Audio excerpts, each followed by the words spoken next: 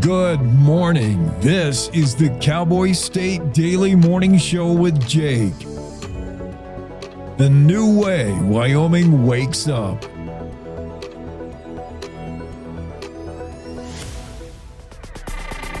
It's time to take a look at what's happening around Wyoming. From the Cowboy State Daily News Center, I'm Mac Watson. Wyoming State Representative Bill Alamond pleaded guilty to DUI in court Wednesday and was given 1-year probation and fined $500. Cowboy State Daily's Claire McFarland reports that the lawmaker faces 88 days in jail if he fails probation. On Wednesday, Alamond walked into court and pleaded guilty. That hearing had been set for his attorney to face a contempt charge, but it served a double purpose on Wednesday, in which Alamond also pleaded guilty and was sentenced to probation, 88 days in jail if he fails probation, and a $500 fine. He's got to stay out of bars and liquor stores and not violate the law, and that's for a year. Alamond was arrested December 28th in Buffalo. The Department of the Interior stopped short of delisting grizzly bears from Endangered Species Act protection on Tuesday when it moved to hand management of the bears over to the states. Cowboy State Daily's Mark Hines reports that one Wyoming outdoorsman says, quote, "That's the way it should be." It's the 4D rule that's within the Endangered Species Act. The Biden administration moved to strengthen that rule. And now the Trump administration has come through and they're kind of revised that rule to effectively what people are saying, hand management over to the states. It's a bit murky because they're not going to get delisted. It's just handing more of the direct control of the bears right over to the states. A full delisting of grizzlies was attempted in 2007 and again in 2017. The latter led to the Wyoming Game and Fish Department issuing hunting tags for a grizzly season. However, both the 2017 and 2007 delisting efforts were overturned in court. I'll be back with more news from the Cowboy State Daily News Center right after this.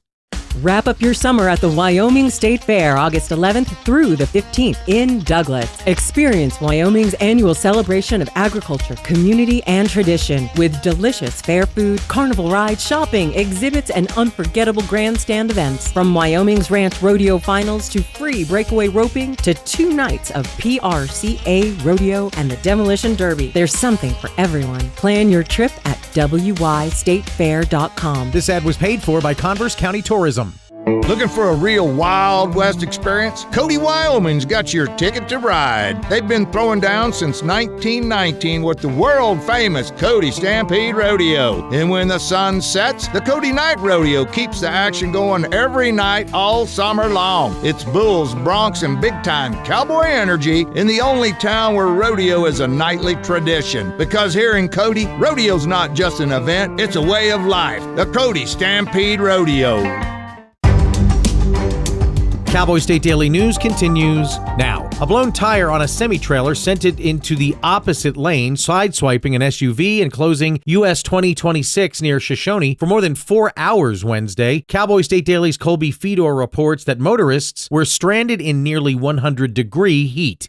The Wyoming Highway Patrol says no fatalities were reported and the extent of injuries at this time is unknown. Even though only 2 vehicles were involved in the crash, there was a heavy response from law enforcement with several police and fire vehicles, as well as 2 helicopters and 3 wreckers. One witness who was stuck at the scene for nearly 4 hours said it was about 100 degrees outside. He was mostly concerned about horses that were confined to a trailer that were also there. Wyoming Highway Patrol Public Information Officer Aaron Brown said an eastbound semi-truck east of Shoshone traveling toward Casper suffered a tire failure at about 10:30 a.m., causing it to drift into the westbound lane and sideswipe a GMC Yukon.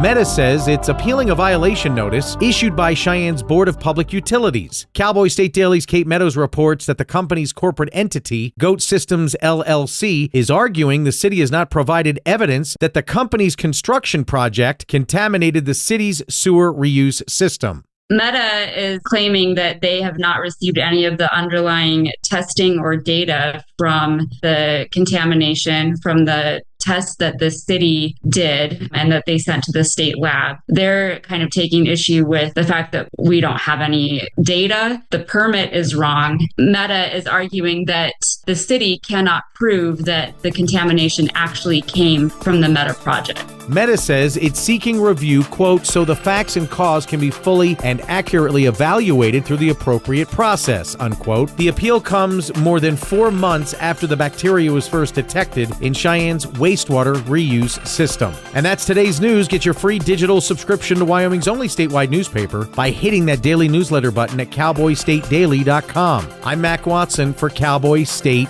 Daily. The challenges our planet's animals are facing sometimes feel a bit heavy. The animals haven't eaten in a day, 2 days, they haven't drank anything, they're cold, they're dehydrated. As soon as we started our descent, everywhere I could see was mud, just absolutely mud. The country has been in prolonged drought for so long, it was like a tinderbox waiting to go up. Okay, very heavy. Each of us wants to be part of the solution, and we can be. Remember that there's good happening right now. At home. All right, we were able to get into your unit, and we have all 4 of your cats. So, okay. And around the world. For any animal in any disaster. So let's focus on that, right? Be part of the solution, one rescue at a time. Search ifa.org/disaster ready.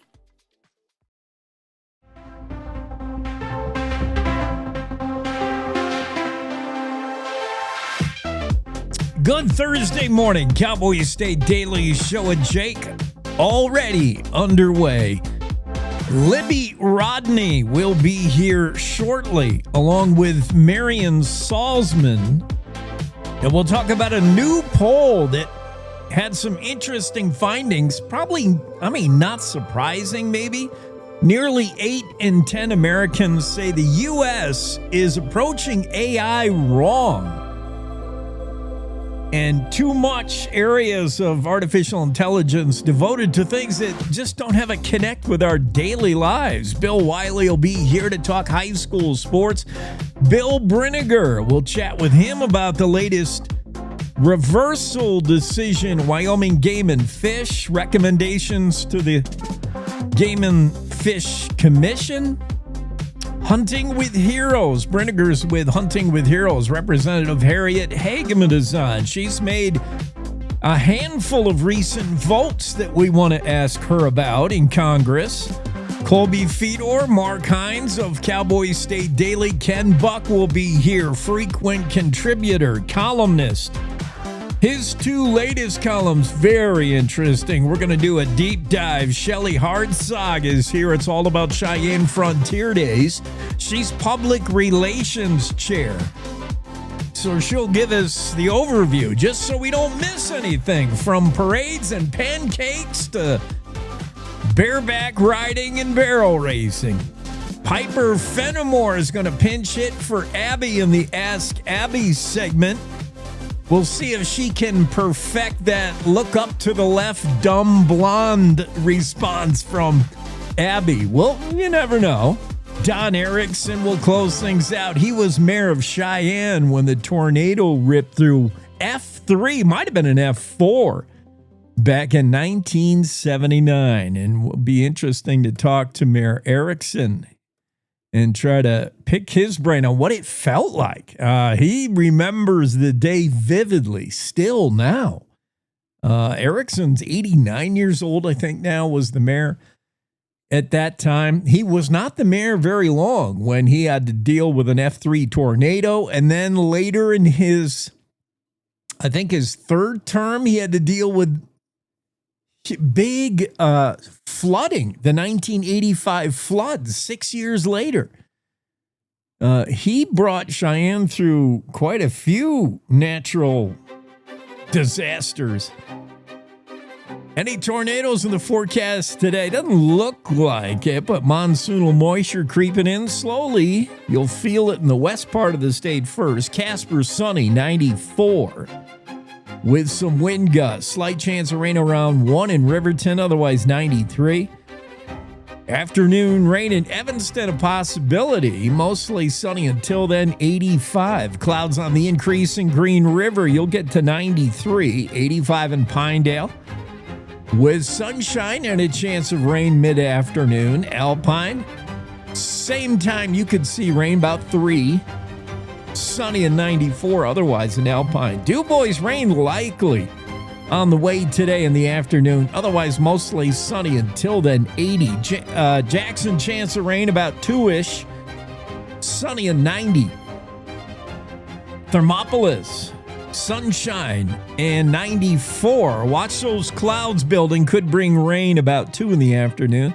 Chance of rain in Cody, 87 the high. Buffalo, you may see rain today. Mostly sunny, otherwise 88. Sheridan will get to 92 with a chance of afternoon rain. Gillette, heat advisory still on for you folks in Gillette, 94 the high. Newcastle, same. Torrington, sunny, hot, 96. No heat advisory in Torrington. I guess you're used to that. Newcastle gets a heat advisory. Gillette gets a heat advisory. Moorcroft, all for temps in the 90s. And Torrington, with a high of 96, doesn't get one from Don Day and the Day Weather Forecast. I think Torrington says 96. Whatever. We see that in February. Just kidding. But, feels like it. Torrington's always hot. Wheatland, 93 and sunny. Cheyenne, sunshine, 88. Beautiful day in Laramie, sunny, 84. Rawlins, sunshine, and 88. It's the day weather forecast. Don and I will have a chat later in the show, and we'll talk about that monsoonal moisture, what the weekend might be shaping up like, etc., etc. Stories in the Cowboy State Daily, the ongoing Bill Alleman saga. I can imagine the attorney who supposedly had a scheduling conflict missed an appearance on behalf of Representative Bill Alleman. Bill was facing DUI charges stemming from an incident that we have seen the body cam, we've seen the booking cam, we've seen cams on cams, coverage from every angle, slow-mo. We've seen the videotape. It's pretty long. The whole arrest plays out on video, and that was released, of course. Claire McFarland's following the story that began with the citation, the booking, then Representative Alleman denying all charges regarding DUI, then Representative Alleman asking for special treatment, saying that he could not do random tests, breath tests, to prove he was sober at any given time because he had to do the work of the people as a representative, as a lawmaker. Then we also heard evidence from Alleman, and this is all alleged because now he wasn't read his Miranda rights. That was another issue in this story that just keeps on giving. The Miranda rights were not read to Representative Alleman, so his admission that he drives with a couple of beers next to him because it helps calm his nerves. He gets anxiety when he's driving. A lot of us do. I did not know that you could, pound a Michelob Ultralight in order to, chill your roll. I don't think you can. All that was thrown out, inadmissible Miranda rights stuff. And then the latest chapter in the news saga that never seems to end was the lawyer, Representative Alleman's representative, missed a court date and could be charged with contempt for wasting the court's time. Well, on yesterday, the lawyer did appear to answer to why he was missing the other day. And during that time, the lawyers probably said, and I don't quote or paraphrase, I'm just guessing, The lawyer said, I was busy working on my client's guilty plea. And here it is. And Representative Bill Aleman did plead guilty. I got to think, just about 9 out of 10 lawyers facing DUI charges, which if it comes with a breathalyzer and a blood test, and you are high profile, I think your lawyer wants that out of the news as fast as possible. I can imagine the advice to Representative Aleman. I'm not even a lawyer, and I can tell him, look, plead guilty. A DUI is not a death sentence. It may be for a political figure, and it may prove to be now that this has dragged out, but I got to think if it's my client, I say, Bill, just plead guilty and go away. Stop. And the next time we read a quote from you, it should be concerning a piece of legislation. Get back to the day job.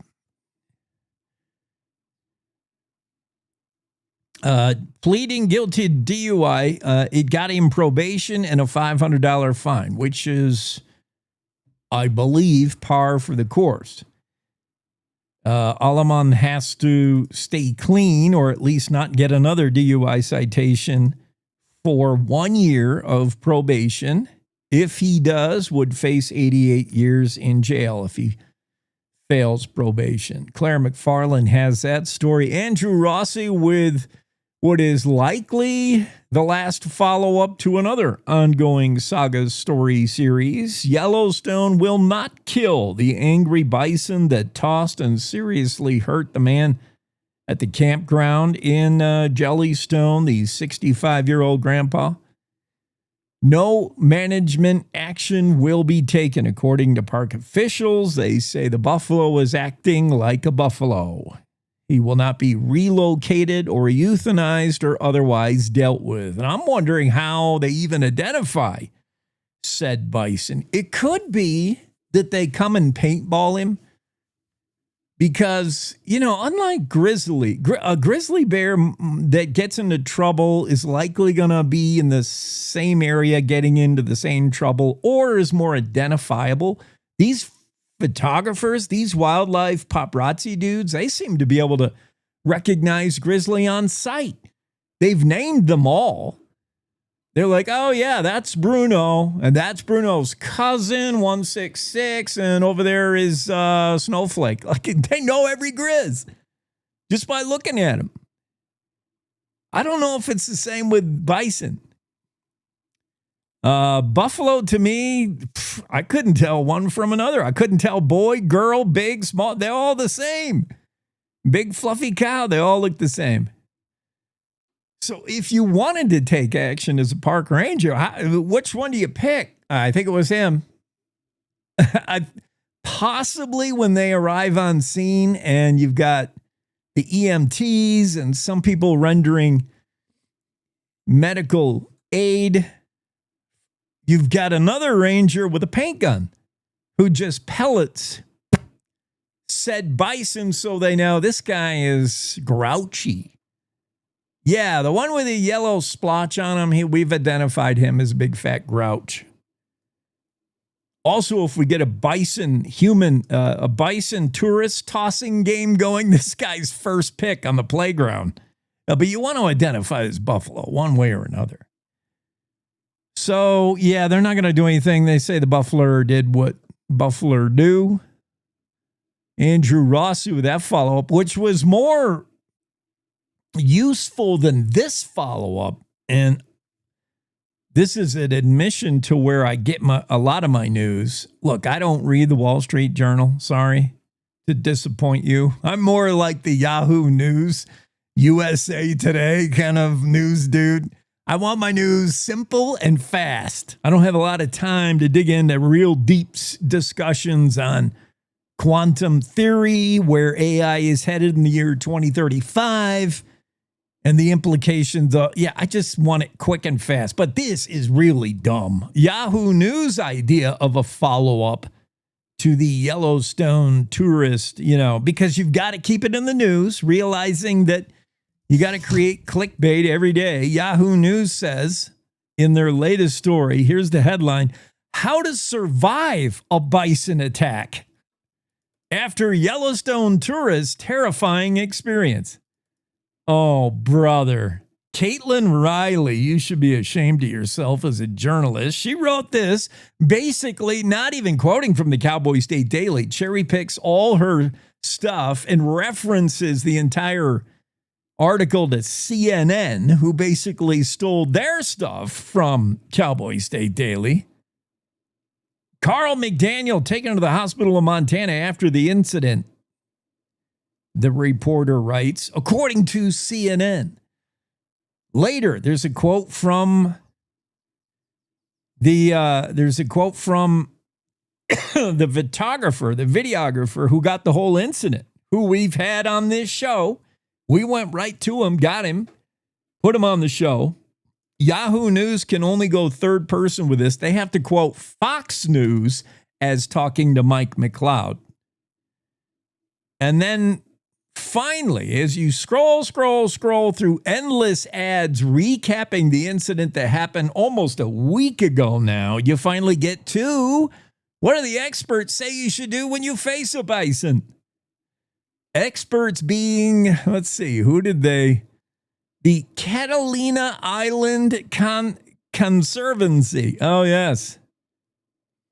They manage the bison population on the California island. Catalina Island. Yeah, that's who I want to take my advice from. Some Buffalo Island in California, where they suggest it's best to stay 125 feet away from bison. Notice they tacked on an extra 25 from Yellowstone's recommendations.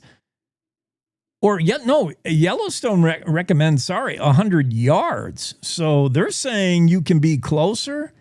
Okay, I'm already suspect. Already sus is Catalina Island Conservancy. Stay at least 125 feet away. What's that in yards? That's not nearly 100 yards. That's Yellowstone's recommendation. And we watched 100 yards disappear like that, man. Grandpa didn't have time to do much but shove his grandson down into the tall grass and take to the bushes. 100 yards goes quick when a bison's coming at you at 35 miles an hour. That's the best advice Yahoo can give. The headline's so misleading. It's just a recap of other news stories telling this story, and then finally one paragraph of worthless info that is likely to get you gored. A good life begins with a good company. Powder River Energy Corporation, or Precorp, a consumer-owned electric cooperative in Northeast Wyoming, has careers in accounting, member service, and engineering. Precorp is always striving for A-plus service, great rates, and being a trusted energy partner. Their work environment is driven by knowing your role, living your values, and making your career plan. If you are looking to be part of an industry leader, then look no further. Go to precorp.coop/employment opportunities and apply today. This is the Cowboy State Daily Radio Network. When it comes to making plans, you are the best. Those 9 months were also 273 days of planning. What about your daughter's first costume party? It was out of this world. And let's not forget those barbecues you plan in detail for your family and your more vegetarian by the day best friends. That surprise party for your parents' golden anniversary? You get the golden planning. The same way you plan each detail for those moments, start planning to protect you and your loved ones from a natural disaster. Sign up for local weather and emergency alerts. Prepare an emergency kit and make a family communications plan. Protecting your family is the best plan you can make. Emma, did you hear? Todd's in the hospital. Who's Todd? He got a collapsed lung from vaping. He thought it was cool. Not cool. Promise you won't vape, Emma. It can lead to a lifelong addiction, and we can't be friends if your lungs collapse. Bogus. Wacky sitcom teens aren't the best people to talk to your kid about vaping. Hey, you got a minute? You are. Start the conversation with your child about vaping today. When the uniform comes off, the battle doesn't always end. Too many of our veterans are fighting silent wars with trauma, with loss, with hopelessness. Downrange Warriors stands in that gap, offering peer support, purpose, and a brotherhood that saves lives. You can help. Visit downrangewarriors.org because no warrior should ever walk alone. Hope is waiting. Be the reason they find it.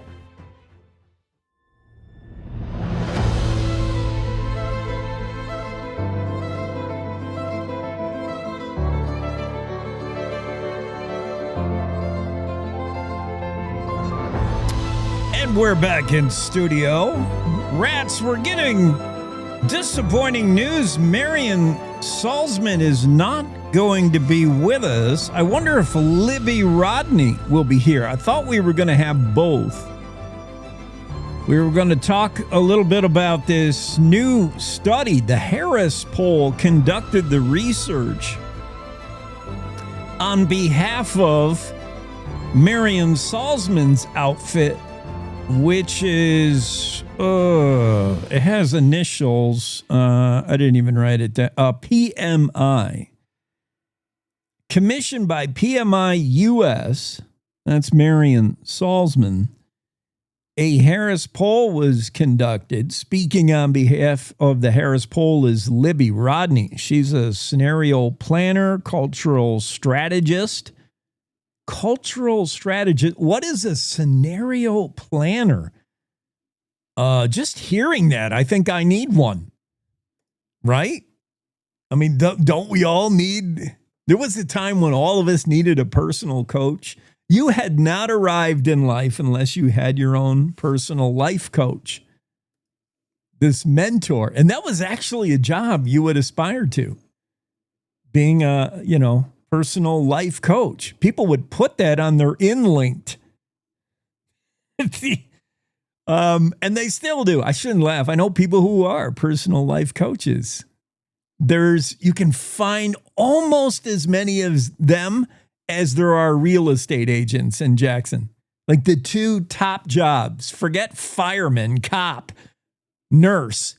No, they're way down the list. In Jackson, the top jobs are real estate agent, personal life coach, which basically involves telling your clients after their check clears that what they should eat and drink, and they might want to do a little yoga. And the new personal life coach could be a scenario planner. I need one of those because right now I'm rocking, Apple Calendar, and I miss stuff all the time. It's not good enough. I could use a scenario planner, perhaps a cultural strategist, and certainly a data hawk. All these apply to Libby Rodney, who serves as Chief Strategy Officer at the Harris poll. What we were to talk about is the finding that 8 out of 10 Americans say the U.S. is innovating in the wrong areas. A new poll finds Americans want innovation, AI advancement, stuff like that, in their daily lives, not in headlines. Now, it might be fun to watch a viral video. It might be fun to watch a Facebook reel about a Japanese robot that learns to play soccer. And you watch that thing and he kind of tries to kick at the ball and then he falls down. You think, isn't that cute? Look at that. Robots. They're almost like us. One day they will be like us.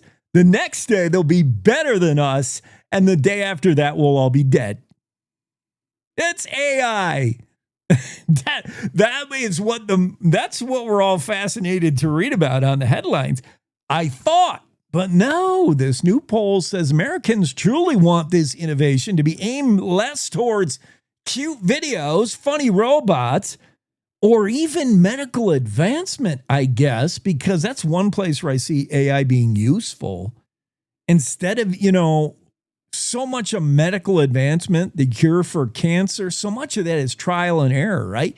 You're like, well, let's mix these two things together, try this approach. Does it kill a cancer cell? Crap, no.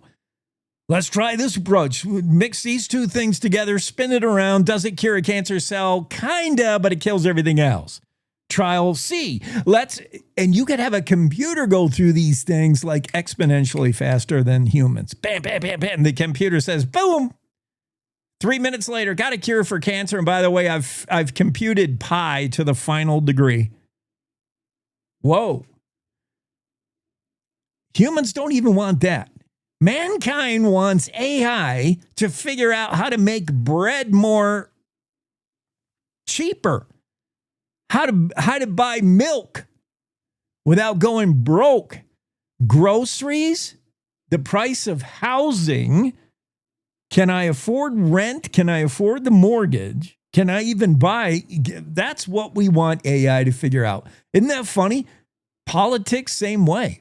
Just substitute AI for what do we want out of our politicians? War in Iran, you stick a mic in front of the average person, Joe on the street. What do you think about the war in Iran? I don't know. But you know what I just paid to fill my truck today? Dude, most of us don't care about all the stuff we read in the headline. It's just like, what are we wasting our time with AI making robots that can play soccer and predict the stock market and whatever? Can't we teach computers and can't we teach the bots to lower the price of groceries or figure out healthcare or find good paying jobs close to home? These are the things the Harris poll found. All those things. New nationwide study found there is a growing gap between how companies talk about innovation and what Americans really want from it. Our expectations, huge disconnect. If AI is so great and we're going to build these data centers right on top of our grandfather's graves and they're going to pollute our drinking water, at least they can figure out how to make groceries more affordable rather than waste time with the videos about robots kickboxing, although it is kind of fun. I saw a robot just roundhouse, just lay out this kid. Oh, I hope I saved that. Let me see. It was on the Facebooks. And this is just a precursor to a sci-fi movie, obviously, when artificial intelligence, robots, are taught, very early on, they're coded with, your job is to help man by destroying man's enemies. And then we all know how the story ends. We've all watched the sci-fi movie. Suddenly, the robots take it upon themselves because they're also coded with learning.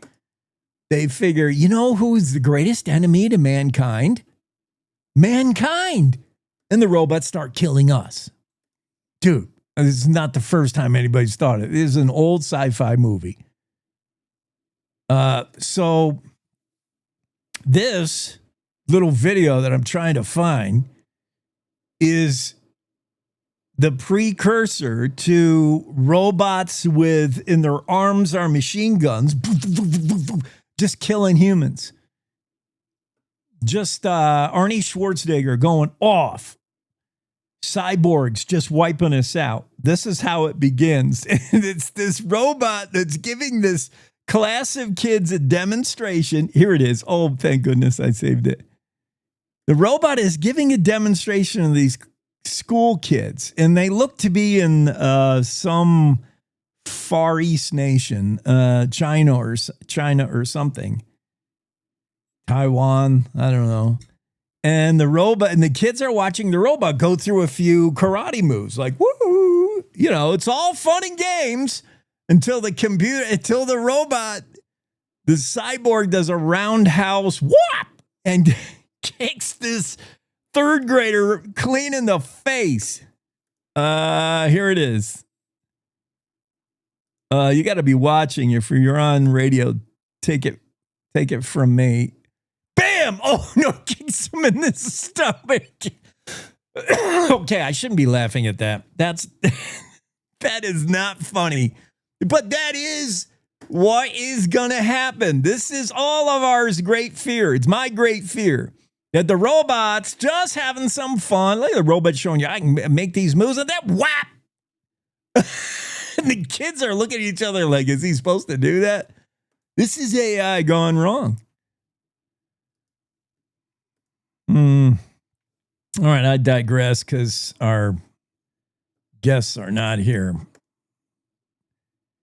Hopefully we have better luck with Bill Wiley. We're going to talk high school sports. Other stories in the Cowboy State Daily I want to get to is, when we have Aaron Brown on tomorrow, he's Wyoming Highway Patrol. We're going to ask him whether this is, this to me, I don't have the numbers in front of me, the data, but it feels like a very high casualty, high accidents that we've had on our state highways. It seems like it's been a horrible year for car wrecks. Like every accident is worse than the one before, more horrific.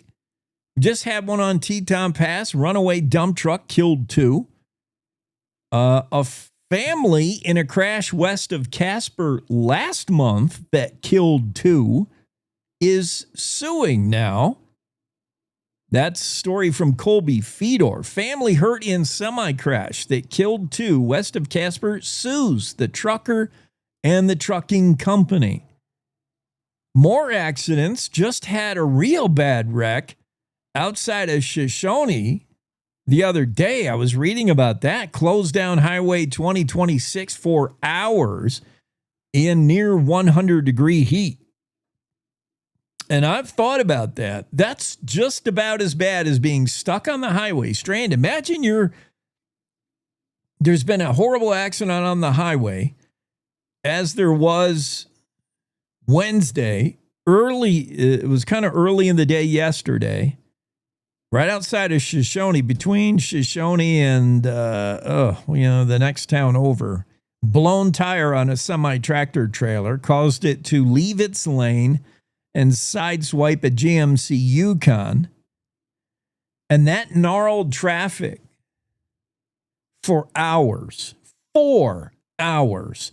What would you rather have? To be stuck in a line, and I mean stuck, like all of a sudden traffic comes to a standstill and you're a mile back and you don't know what it is or how long it might last. You have no info.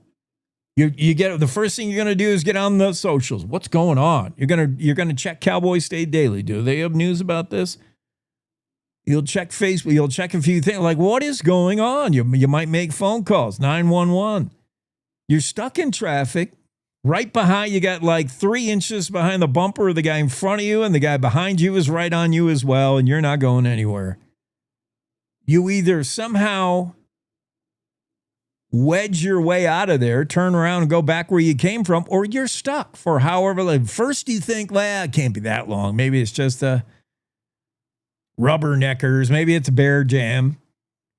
45 minutes later, you're like, might be an accident. Then you see the life flight helicopter go. You're like, oh boy. Hour and a half, 2 hours into it, and you're starting to wonder, you're starting to cook, man. Would you rather be stranded in 99 degrees, as these folks were the other day, or 20 below? Oh, take your pick. They both take their toll, especially if you got a trailer full of horses. And they're in essentially a greenhouse. They're in a tin can.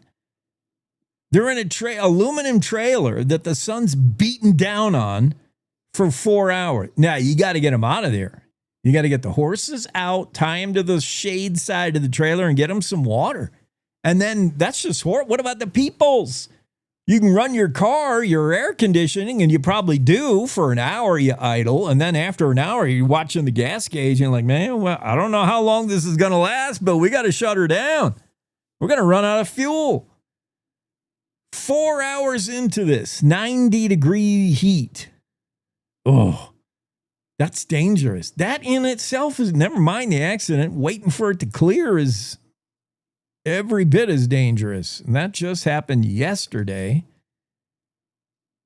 I think there's been a lot of accidents I'm hearing about this summer already. And we're halfway through the summer, not even.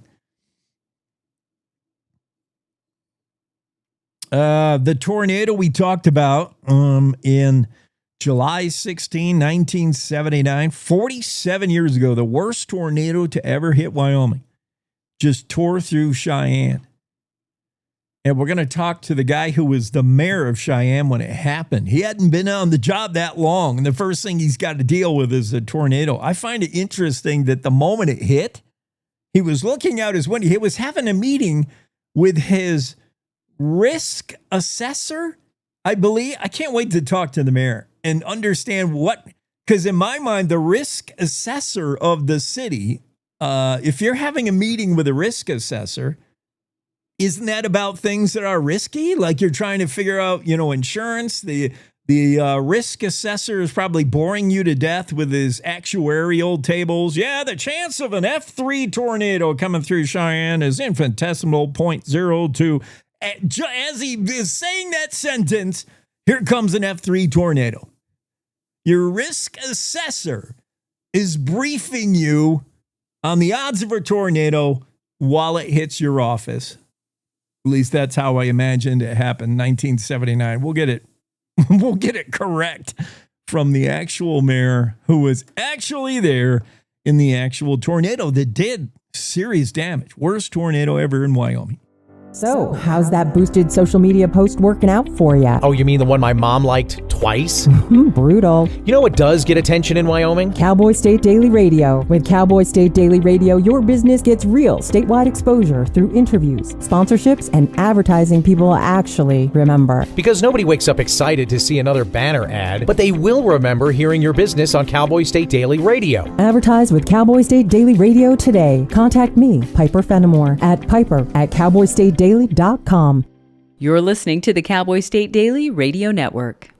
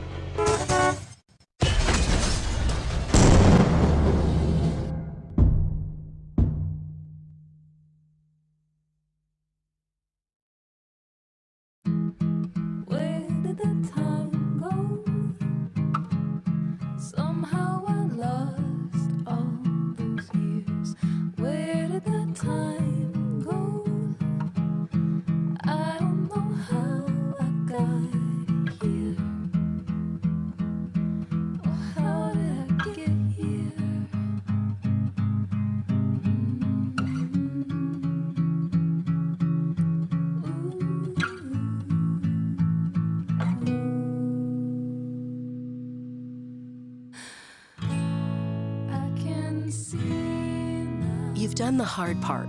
You quit smoking. Now do the easy part and get scanned for lung cancer. If you smoked, you may still be at risk, but early detection could save your life. Talk to your doctor and learn more at savedbythescan.org. Hi.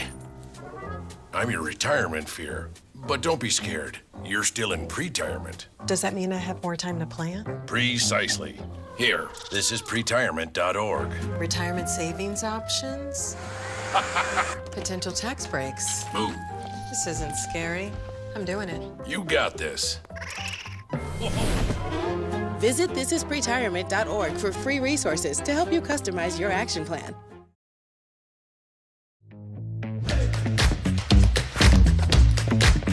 Yeah, it's too hot to hay, and it's certainly too hot to practice football, Wiley. They're actually up hiking Crystal Butte here in about 10 minutes. But I have bus driving obligations this morning, so gosh dang it, I missed that one. Who would you be bussing at this time of year, mid-July? I work for Mountain Resort Services, do wedding shuttles, Yellowstone tours, airport pickups. So okay, yeah. All right, so the football team is going through some grueling, run straight up that mountain. These are things coaches think of when they're flat out of ideas. They're like, 16-year-olds are already in better shape than any of us, but go run up that mountain over there and come back when you're done. We like to term it creativity. Okay. It's not running out of things to do. It's more just getting creative, breaking the monotony of things. And, Good. Yeah, it's good. I think they're actually tag team carrying med balls up Crystal Butte this morning. That is competition kind of thing, you know. So brutal. That's brutal. It's this is one of those times, Jake. It's really nice to be on the other side of the whistle. Ooh, you got that. But you know what? This stuff, you have no idea how it may pay off. Here we go. Let's go. Early October. It's Friday night. It's been a long game, a tough slugfest with your arch rival.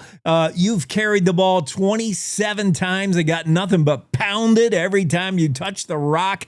But you need that 1 yard, man. 4th and 1, and that carrying a medicine ball up the butte is what's going to get you through. You push through it. Absolutely, man. And when these kids are graduated and hanging out 10, 12 years from now, it won't be the 4th and 1s. It won't be that. It'll be those memories that carry through the strongest, one of the unknown beauties of it. Yeah. That's so cool. That's why we love sports, high school sports, building young men and women, building character, doing all kinds of things outside the classroom, both in and out. Bill Wiley is with us. I want to talk about this annual Wyoming Coaches Foundation North-South All-Star Game, volleyball, basketball. I'm picking some favorites. I placed some bets with Jared Petrino.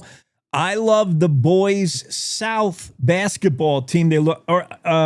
South. They look strong. Here's who I'm backing, and we'll see if Wiley wants to take the other side. Dylan Archibald, Green River. In fact, all we need is anyone named Dylan, because we'll also take Dylan Shumway, Star Valley. Yeah, straight up. Dax Taylor, another Green River standout. I mean, I like our team South against North. But yeah, who do you... North as an observer, I would probably tend to think, just looking at who was in the state title games and whatnot, that South is probably the team pick. But hey, I'm a North guy, and I'm going North all the way. And the South probably got a little bit to play for. Some of those boys might have been part of that 55-0 North Shrine Bowl drubbing. So I would bet that may carry through. There might be some internal rivalries that have developed since graduation happened, so it should be pretty sweet. Dude, yeah. Jared Petrino said the same thing. He brought the football game into it, and he said little payback maybe. I didn't even think about that. You're right. I've done a couple of those Shrine Bowls, and I'll tell you what, man, they all end up leaving friends, but I'll tell you what, that first couple of days with the North and South and, some of those like Cheyenne versus Casper type rivalries were just absolutely amazing. It was pretty cool to watch. So I'm sure there's some lingering stuff after 55-0 in the Shrine Bowl. You might be onto something there, Wiley. All right, let's talk about girls basketball. I might flip the script here, go North, because I really like me Cameron Farrell out of Thermop. Taylon Leesburg, Riverton standout. Those two girls, I've watched them play. They're good. Yeah, absolutely. I'm going North all the way in the girls' game. Okay, we can agree on that one. Volleyball, Casey Kosmicki. Oh, no, she's going to play basketball. Sorry. Some of these girls, they got to choose because they play both sports. Absolutely. We're McKinley Kilpack, Green River, pretty good basketball player, excellent volleyball player. She's going to play volleyball for South. I could be swayed South in V-ball. Hey, I'm a huge Coach Terry Yancey fan here in Jackson Hole, and I'm going North there as well. So let's go. North roster, I mean, just grab some of these Cody girls. Maddie Boudry. Boy, I've never heard of the Boudry family in Cody. Never once. Find me a Boudry and Cody, and that's who I'll back. Find me a Boudry. Find me a Talich. There's Let's go. Ellie Talich is also on the volleyball team for That's North. why I'm going North right there. Ellie Talich. Dude. Yeah, we only back the favorites. Baseball. What's happening in baseball? You know what? Torrington, dude. The Torrington Tigers. Still. I figured like after the dust had settled, maybe a 3 seed in the second tournament, but that's not going to happen. Golly, they are playing some ball. I think everything's just coming together for Torrington. They're having a great season. You know what I think it is? I talked to Torrington. I forget who they were. They were the Chamber of Commerce or some kind of economic growth thing in that county. And there's a new scoreboard for Torrington. So that's why. Okay, so if that's the correlation, then the Jackson Bronx football team ought to be absolutely lights out this year because we get a big new replay, Kelly Walsh type scoreboard going in here like within the week or so. Is that right? Yeah, so if Jake, if that correlation is true, look out 3A West. Yeah, watch Jackson Bronx could be the bully on the block in football. It's the new scoreboard jinx or opposite of jinx. Whatever the opposite of jinx is. It's a good thing though. Torrington's 28-14 overall, 5-4 in conference, and they've just swept another 2 game. Yeah, it's crazy. And Jackson's moved himself into a nice spot, potentially. I think Cody's got a couple of, it looks like they're holding on to the 4th spot in that top tournament.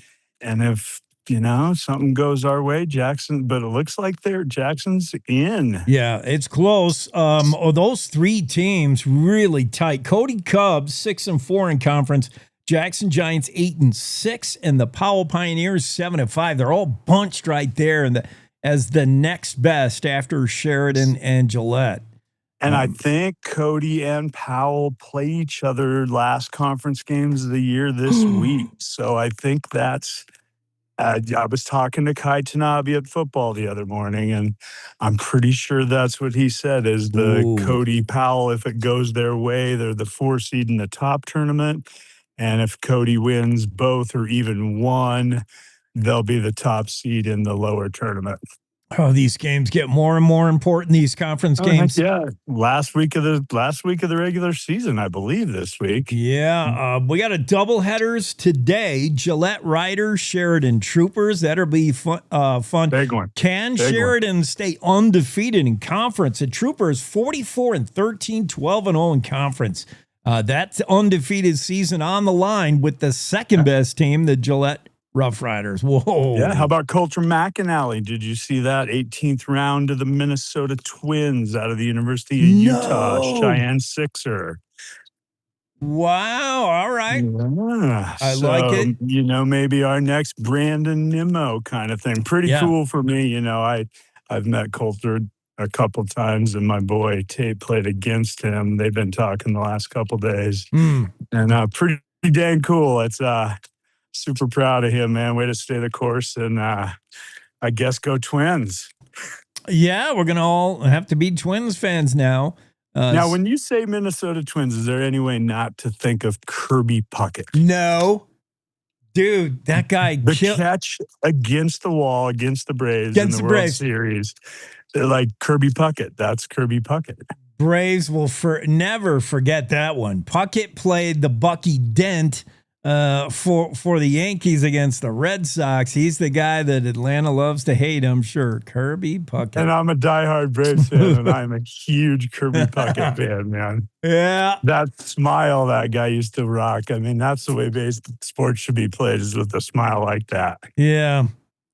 One last thing. Let's go out to the golf course. It is mid-July, after all, and golfing season in Wyoming's like 3 weeks long.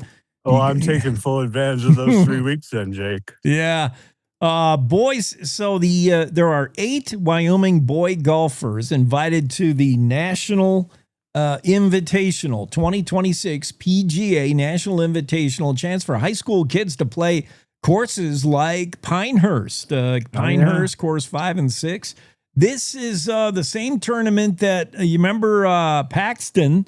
Parker Paxton tied for 7th. He was the best Wyoming finish ever of a high schooler. He tied for 7th with a 2 under back in 2022. But we'll see 8 more going. A lot of camels, Campbell County camels going, 5 of them.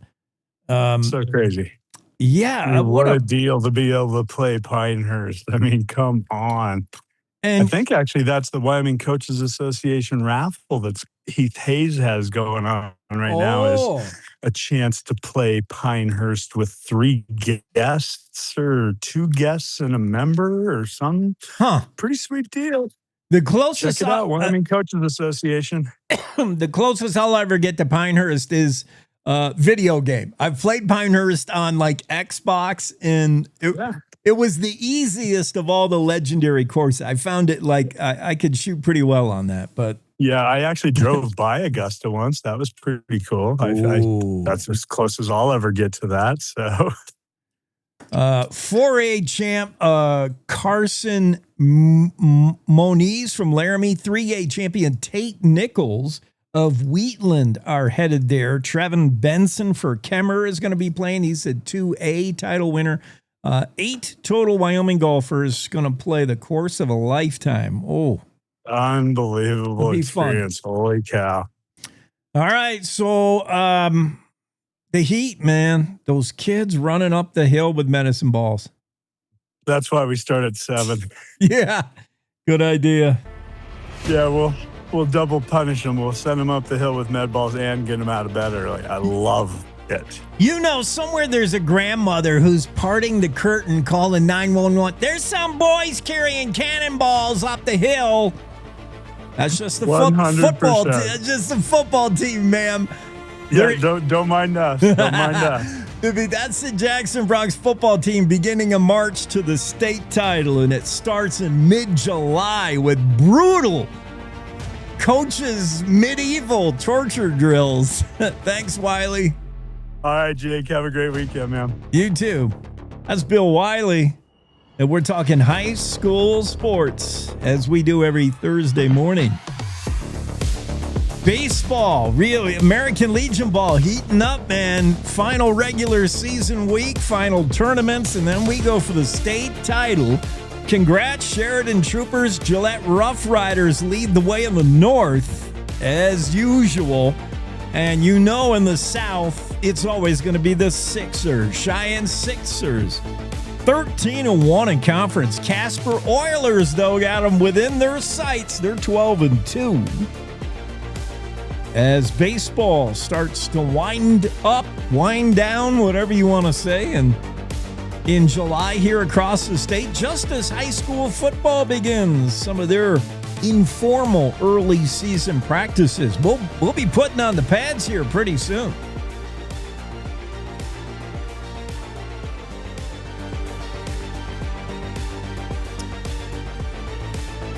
Well, let's explore some more stories. These license plate reader things have become kind of an issue.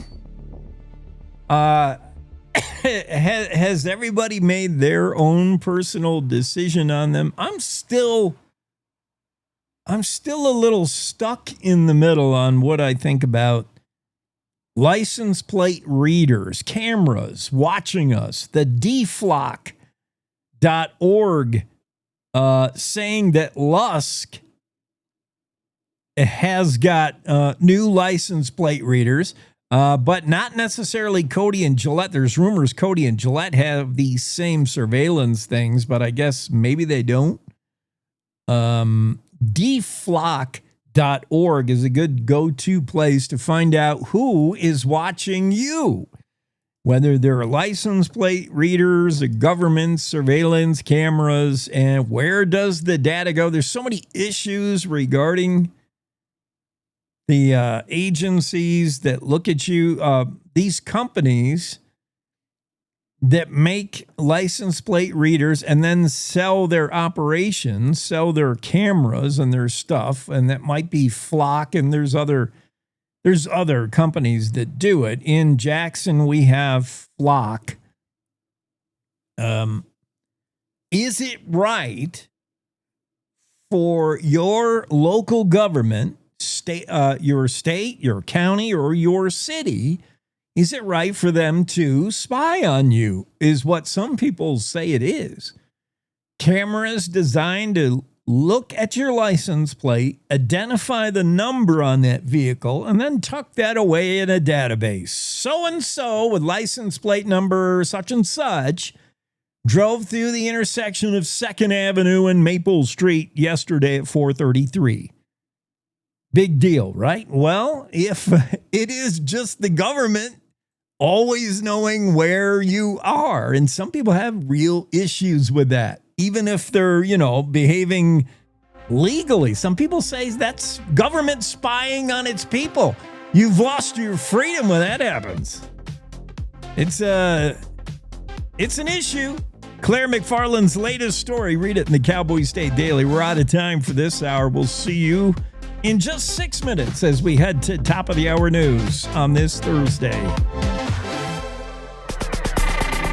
It's time to take a look at what's happening around Wyoming. From the Cowboy State Daily News Center, I'm Mac Watson. Wyoming State Representative Bill Alamond pleaded guilty to DUI in court Wednesday and was given 1-year probation and fined $500. Cowboy State Daily's Claire McFarland reports that the lawmaker faces 88 days in jail if he fails probation. On Wednesday, Alamond walked into court and pleaded guilty. That hearing had been set for his attorney to face a contempt charge, but it served a double purpose on Wednesday, in which Alamond also pleaded guilty and was sentenced to probation, 88 days in jail if he fails probation, and a $500 fine. He's got to stay out of bars and liquor stores and not violate the law, and that's for a year. Alamond was arrested December 28th in Buffalo.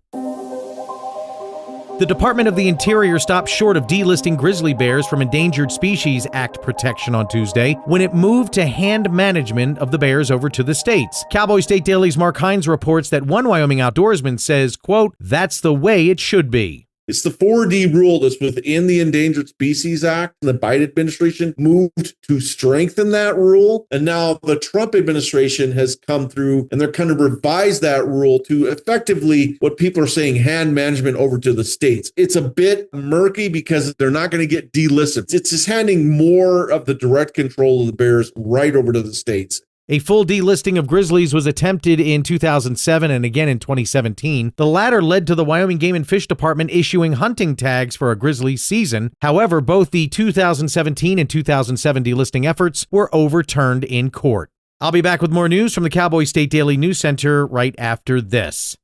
Wrap up your summer at the Wyoming State Fair, August 11th through the 15th in Douglas. Experience Wyoming's annual celebration of agriculture, community, and tradition with delicious fair food, carnival rides, shopping, exhibits, and unforgettable grandstand events. From Wyoming's Ranch Rodeo Finals to free breakaway roping to 2 nights of PRCA Rodeo and the Demolition Derby, there's something for everyone. Plan your trip at wystatefair.com. This ad was paid for by Converse County Tourism.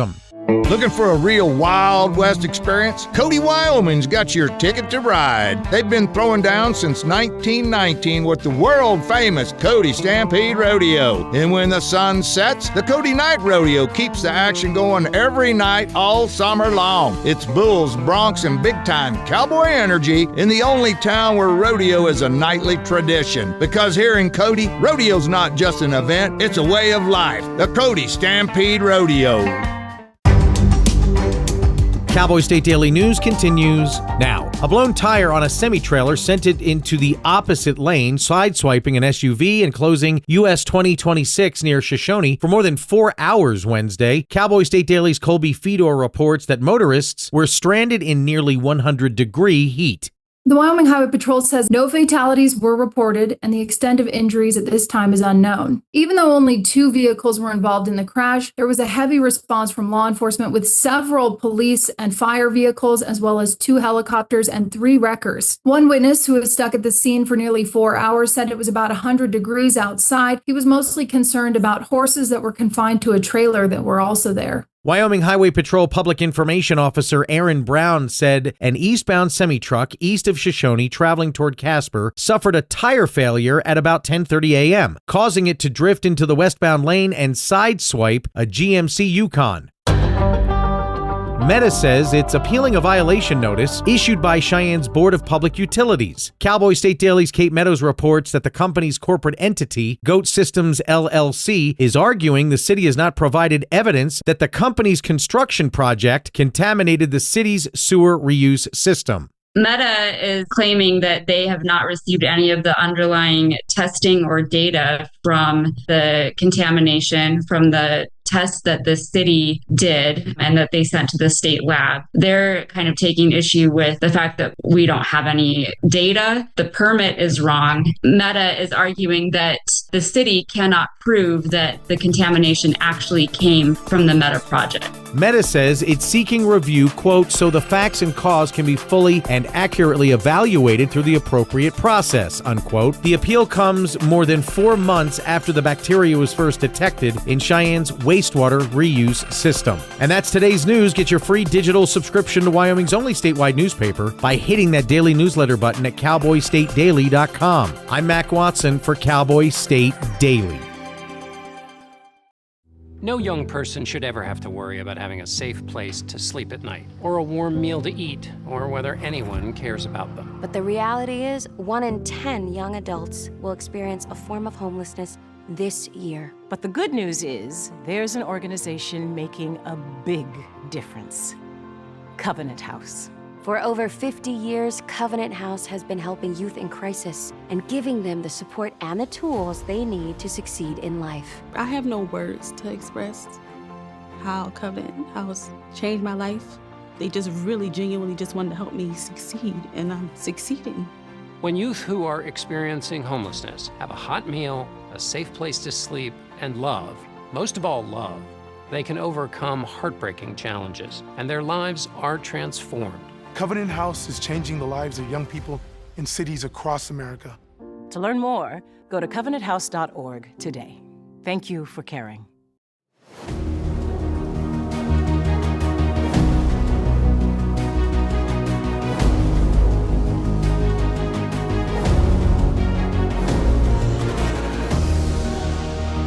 Welcome back, Cowboy State Daily Show, Hour 2. Bill Brinegar is with us, Executive Director of Hunting with Heroes Wyoming. The last time Bill was on, it was back in May.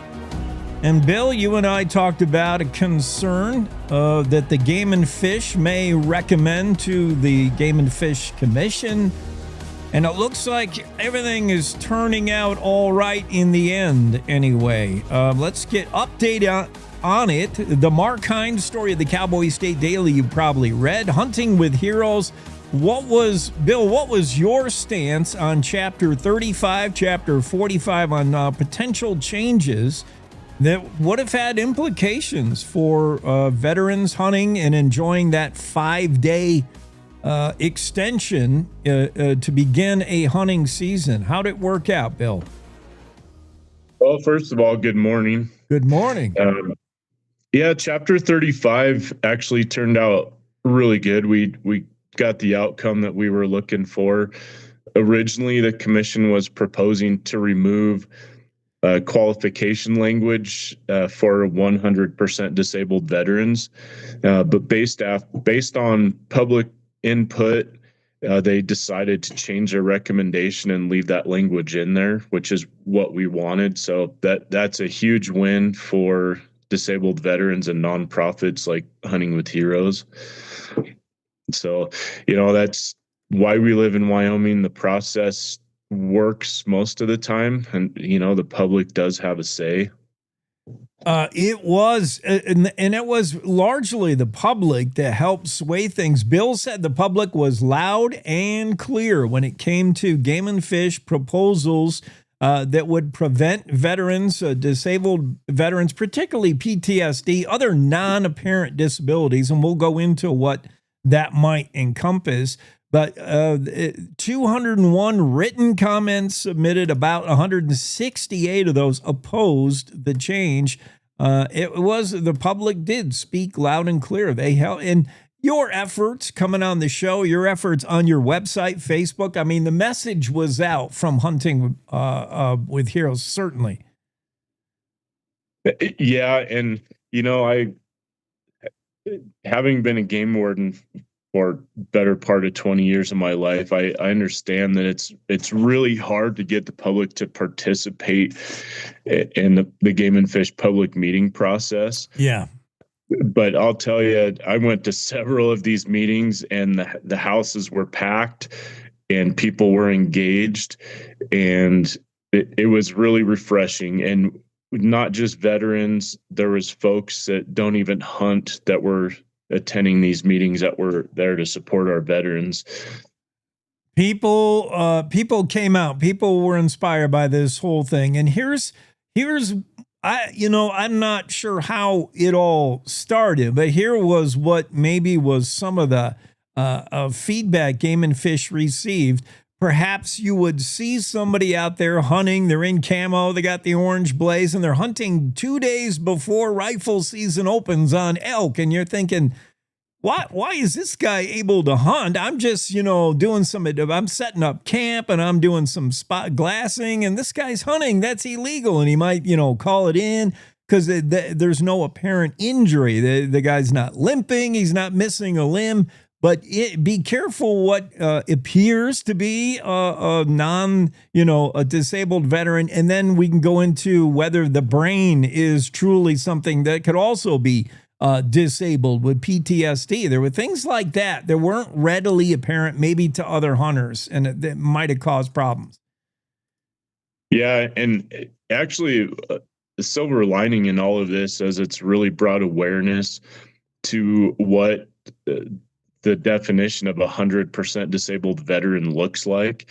I think a lot of folks were guilty of assuming they must be in a wheelchair or they have some sort of visible physical disability, when in reality, a lot of our veterans have traumatic brain injuries, which are called TBIs, PTSD, a plethora of injuries, fused vertebrae, prosthetic limbs. I mean, I'm personal friends with a veteran who has a prosthetic leg that, unless he had shorts on, you would never know it. And oftentimes these veterans, I mean, they're wired differently because of what they've been through, and they will push themselves. They are motivated far greater than a lot of folks, and they will push through the pain and deal with the consequences later on a hunt. If they have to walk a mile or two. Yeah. And I think, Bill, you could say, I mean, we're talking veterans, whether there's an injury or a recognizable injury. They're veterans who serve this country. And I think if you talk to a lot of veterans, nobody comes back the way they went in. Nobody. Mm-hmm. There's something. They're dealing with issues. And I like in the story, I think you said somebody talked about how important a hunt or fishing or an outdoor activity is to a veteran who maybe they're struggling with their own things. They don't get out of the house enough. They maybe fall into bad habits, and then hunting season comes around and all of a sudden they come to life again. Yeah, that is a point that it's actually really hard to articulate just how powerful the great outdoors is to these folks. I mean, everyone who enjoys the outdoors kind of understands it to a degree, but I've personally seen vets that were struggling with suicide or having problems with their marriage or with their family relationships, it really turns their mental state around and brings them back. It gives them a sense of purpose, just that connection, the camaraderie. If you haven't experienced it, it's really powerful. It probably reminds a little of service, wearing the uniform, maybe a little bit of that in hunting as well. So where are we, Bill? Before I talk to Mark, and I think what's today? I talk to Mark tomorrow, I think. The Game and Fish, the Wyoming Game and Fish was making this recommendation on a change. They now reversed their idea. They're not going to make the recommendation on the change, but all this goes forward to the commission, which I think met the other day. So it's not a done deal, but what happened with the commission? Where are we with it now? Yeah, so the good news is the commission voted to approve the department's modified recommendation. So Chapter 35 is essentially being left alone. So 100% disabled veterans are still able to qualify for the season extension. So that's really good news. But I don't know if you want to get into Chapter 44 now or later in the conversation. Yeah, let's move to the other proposed change that's sort of living in the shadows a bit, and that's big game tags, donation to disabled. What was the proposed change? What would you want to see done? What was done? So Chapter 44, unfortunately, it was overshadowed big time by Chapter 35. And then not only that, but it's buried way down. That's a pretty lengthy regulation, so most folks aren't going to read that deep into it. But what the department proposed was to limit donated licenses to an individual, to a recipient, to 2 within a 5-year period. And the other change that we were tracking was the licenses like moose, bighorn sheep. They wanted to make those once in a lifetime to have it donated to a person. Now that we agreed with, that makes sense. We're not going to argue with that. However, the 2 and 5 years does have an impact. If you look at it on paper, there's a handful of individuals that have had licenses donated to them, 1 or 2 a year over the course of time, but they might receive those licenses from a family member or something like that. They're not part of our program per se. They're not taken away from our group hunts, our planned hunts. I'll tell you what I learned in this process is there's a lot of scrutiny on, if somebody has a hard to draw tag, let's say a landowner gives a veteran, this was actually brought up by somebody when I was at the commission meeting. There's a veteran, I don't know if they're a veteran, but a disabled person that's had an Area 7 elk tag more than once that was donated to them. And somebody didn't like that, because they couldn't draw the tag they've been putting in for 7 or 8 years. And that's the part that I struggle with, because as a hunting community, who we really need to take a look in the mirror. Are we that self-serving that we can't allow somebody who's very deserving to have a license that somebody gave to them? It's not a free license from the department. It's not an extra license above the quota. Yeah, I could see. I mean, it feels similar to when you see affordable housing and priorities are made to first responders. Let's say anybody who's not in the preferred list is going to say that's not fair. I know it's a tough one. How did that come out? What did they decide? What did the commission do? Well, they did vote that one in, so that will go into effect. If the governor signs it, that will go into effect in January 1st. But just a little background on that, just for perspective for folks, is annually there is less than 500 licenses that go through the donated license process statewide. And so that's divvied up amongst Hunting with Heroes and all the other nonprofits. And so donated licenses don't just go to veterans. There's, if you're blind, wheelchair bound, terminally ill, and 50% or more disabled vets, then you have to go through a nonprofit to receive one of those licenses, just to keep, some sideboards on it. And 500 licenses across the entire state is all we are talking about, yet it has come under pretty intense scrutiny. We did recommend compromise, but it didn't gain any traction. Well, I appreciate everything you're doing on behalf of disabled veteran hunters. It's Hunting with Heroes Wyoming, huntingwithheroes.org. Find out what they're doing. Find out more on the interwebs. Bill Brinegar joins us. And yeah, thanks, Bill. Yeah, thank you. You have a great day. Yeah, you too. Cowboy State Daily Show will be right back with Don Day and the Day Weather Forecast. At Cowboy State Daily, we cover everything Wyoming, like energy. President Trump just signed the cross-border permit for this pipeline. The outdoors. The Yellowstone bear biologist was speaking to the Interagency Grizzly Committee. And the issues you care about. The U.S. Department of Justice confirmed this week that it is investigating antitrust concerns. Covering Wyoming like nobody else can. This is Cowboy State Daily. This is the Cowboy State Daily Radio Network.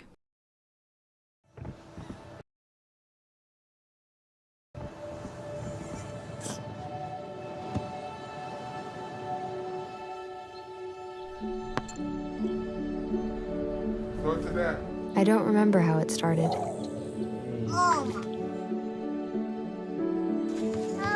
Our back and forth.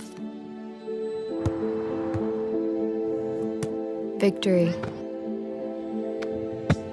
Fumble. Repeat. It always came back. Dad!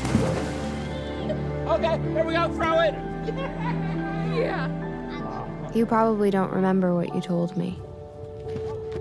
That was perfect. But I heard every word. Nice.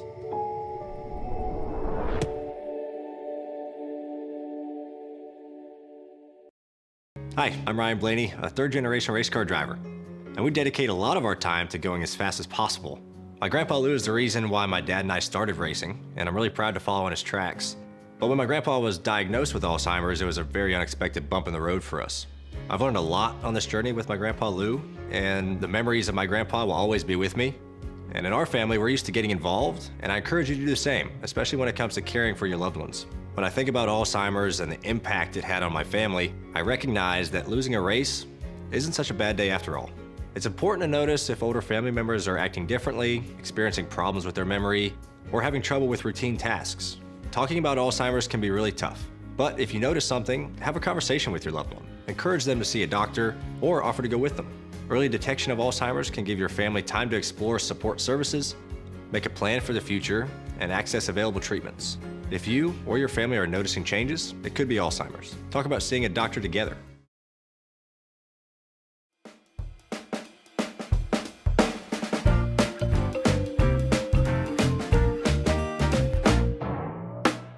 All right, it's time for the Day Weather Forecast. Don Day never knows what I might ask him.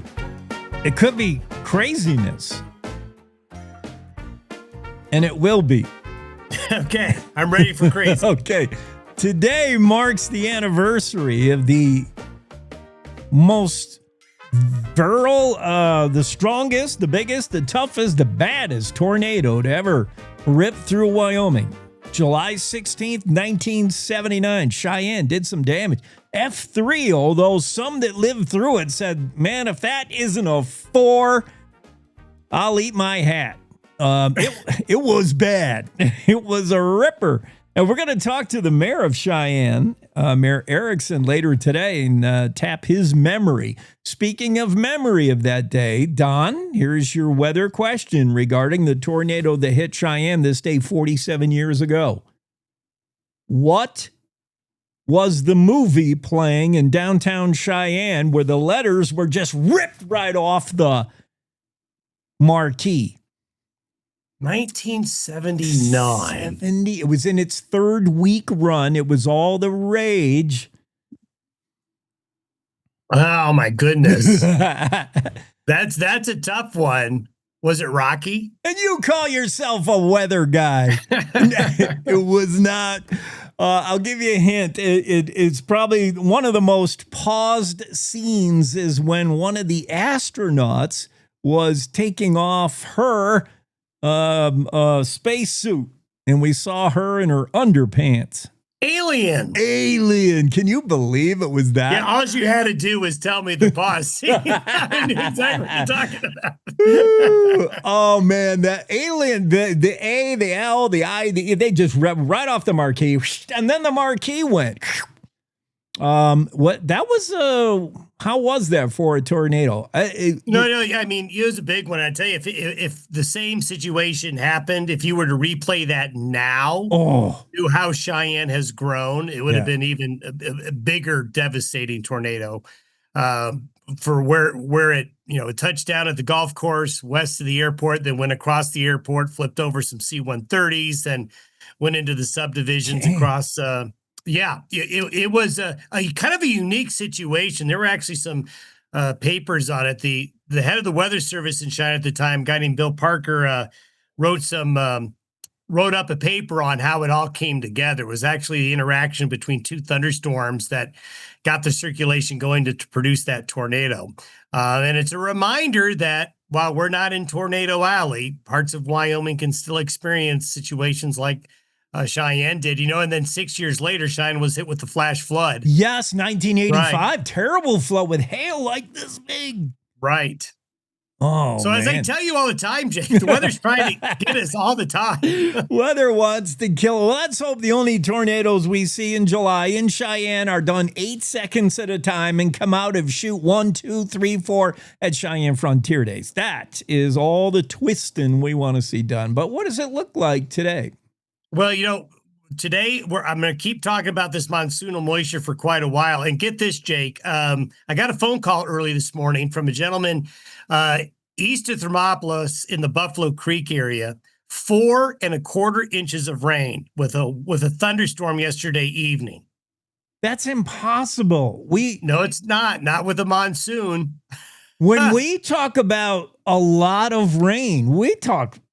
An inch is a lot of rain for Wyoming. Are you serious? 4 inches of rain. It just missed Thermopolis. Thermopolis got to see it, but not feel it, which is good. If 4 inches of rain fell in Thermopolis in an hour, that would have been a flash flood. Oh, yeah. And the reason I bring it up is that moisture is over the northern and western counties of the state. The deep moisture is. So if you get under these thunderstorms, you can get gully washers, and flash flooding in the western states over the next week is going to be a topic because it's going to happen. I'll tell you this, especially in fire scars, that type of thing. The northern and western counties of the state will be in this through Saturday and into next week, but the central and eastern parts of the state won't really see it till Sunday. Keep that canoe, kayak, or paddleboard handy somewhere nearby. Yikes. Right. Okay, Don, excellent forecast. Thank you. Thank you. Don did pretty well on our tricky weather question today, which was what movie was playing in Cheyenne when that tornado hit. The F3 tornado, the worst, most destructive tornado to hit Wyoming it was this day, 1979. Let's go back into the Zoom room and we're going to pick up. Whoops, I hit the wrong button, of course. All right, Claire McFarland is here. Congresswoman Harriet Hageman is here. Been a lot of votes lately, Representative Hageman. We'll talk about those. Claire, I was thinking to start with, my personal is the daylight savings time thing, but maybe Let's talk about Meta, because Representative Hageman, I want to know personally how somebody picks up the phone and gets a hold of Zuckerberg, because I need to talk about my Facebook page. Were you able to get a hold of Meta and hold them to the fire a little bit, or at least try to get some answers? Because the latest is obviously Meta, Bopu trace contamination, bacterium to Cheyenne's Meta database plant right there outside of Cheyenne. Meanwhile, Meta says, show us the proof. They're appealing that decision. What did you find out, Representative Hageman? Found out about this. We immediately sent off a letter, I believe, that there was linked to in one of the articles that you all did in Cowboy State Daily, and setting forth what our concerns were, what the community's concerns were, and the state's concerns. And then we identified the questions that we wanted answered. Those are questions that everybody in Cheyenne is asking. So they were pretty common sense from the standpoint of the kind of information that we are seeking. I'm going to give Meta some credit here. They called us within 24 hours. And they had a team on the phone with some of my staffers talking about what information they had, what they were doing in terms of investigation. And then we've since had conversations with them as well. And the point being that they are staying in close touch with us, but they have indicated that they have not been able to trace that they were the ones that did this. I don't know the answer to that. I'm not going to prejudge that. What I am going to say is any industry that is coming into Wyoming has to make sure that they are complying with Wyoming law and that they're doing really effective and aggressive outreach to the citizens of our communities in our state so that people know who they are, what they're doing, the concerns about water, the concerns about energy demand. All of those things. It is absolutely reasonable for us to be asking those questions and making sure that companies that want to locate here are giving us that information. Doing databases the Wyoming way, as the governor's executive order stated. Claire? I don't hear you, Claire.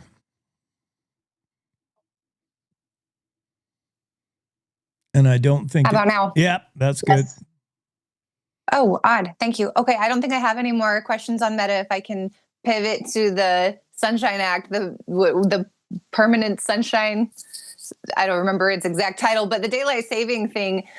So you were one of the nays, and this is interesting to me to watch. A lot of our lawmaking is hijacked by these national issues that are strictly partisan, whereas this one's more local, and it's fun to watch that aggregate as the founders envisioned. So you are deviating from the Florida lawmakers. I would invite you to expound, I guess, briefly on that before I pepper you with questions. We did our research as to what the impact would be on northern states, and the impact is going to be pretty devastating during the winter months. In northern Wyoming, northwestern Wyoming, where our sun isn't going to come up in the morning until after 9 a.m.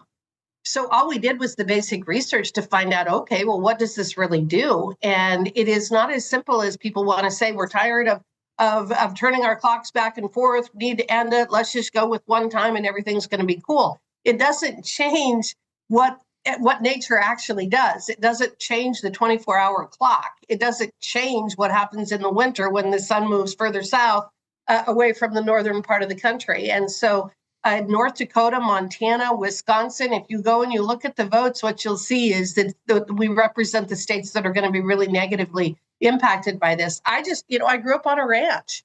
We were up at 5 o'clock in the morning out feeding cattle in the wintertime, which is when you need to feed cattle. And I don't like the idea that our ranchers are going to be out there essentially feeding in the dark every single day for 6 weeks or more. I don't think that that's right. And that's why I voted against it. So thank you for that explanation. I'm curious, would you go with the other way? Like if they, what about cementing non-daylight saving time, right? Standard time. Yeah. It still creates the same problem, perhaps not as egregiously, not as dramatically, but it still creates the same problem. You know, they did this in 1974, where they got rid of the daylight savings time and just went for one time year round. And within a year, they repealed it because people were so incensed by what it did to their lives. We're going to have little kids out there getting on the bus and going to school in the pitch black. I just don't like that, especially when it's the wintertime when we can have really pretty dramatic weather swings and the issues associated with getting on the bus in the dark. Some of our little kiddos do that right now because they have to ride the bus quite a ways, but others don't. And I don't want to make this situation even worse. So those are really the primary issues.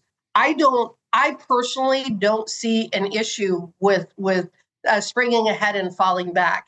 But keep in mind, my clock is adjusted pretty much once or twice a week, almost year round, because I fly back and forth to Washington, D.C., which is a 2-hour time difference.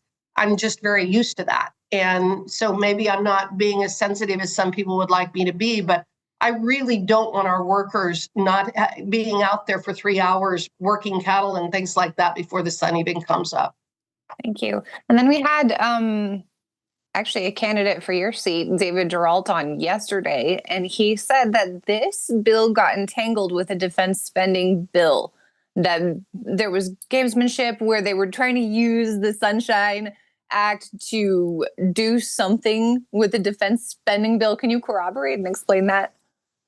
It was a standalone bill. This Sunshine Bill was a standalone bill. There are times that they will do things like that, but this was just a standalone bill that came to the floor, and I voted against it. I know that we have some veterans legislation that is coming up today, and we are still working on where to land on that. I know that there are some veterans groups that are opposed to it, and I think others that support it. So we're running all of that to ground, but that's one of the bills that's coming up today. Okay. I guess, can I look back a couple weeks ago? I think you were a nay vote on the Kids Act, and that to me looks like a really sweeping compilation of multiple pieces of legislation.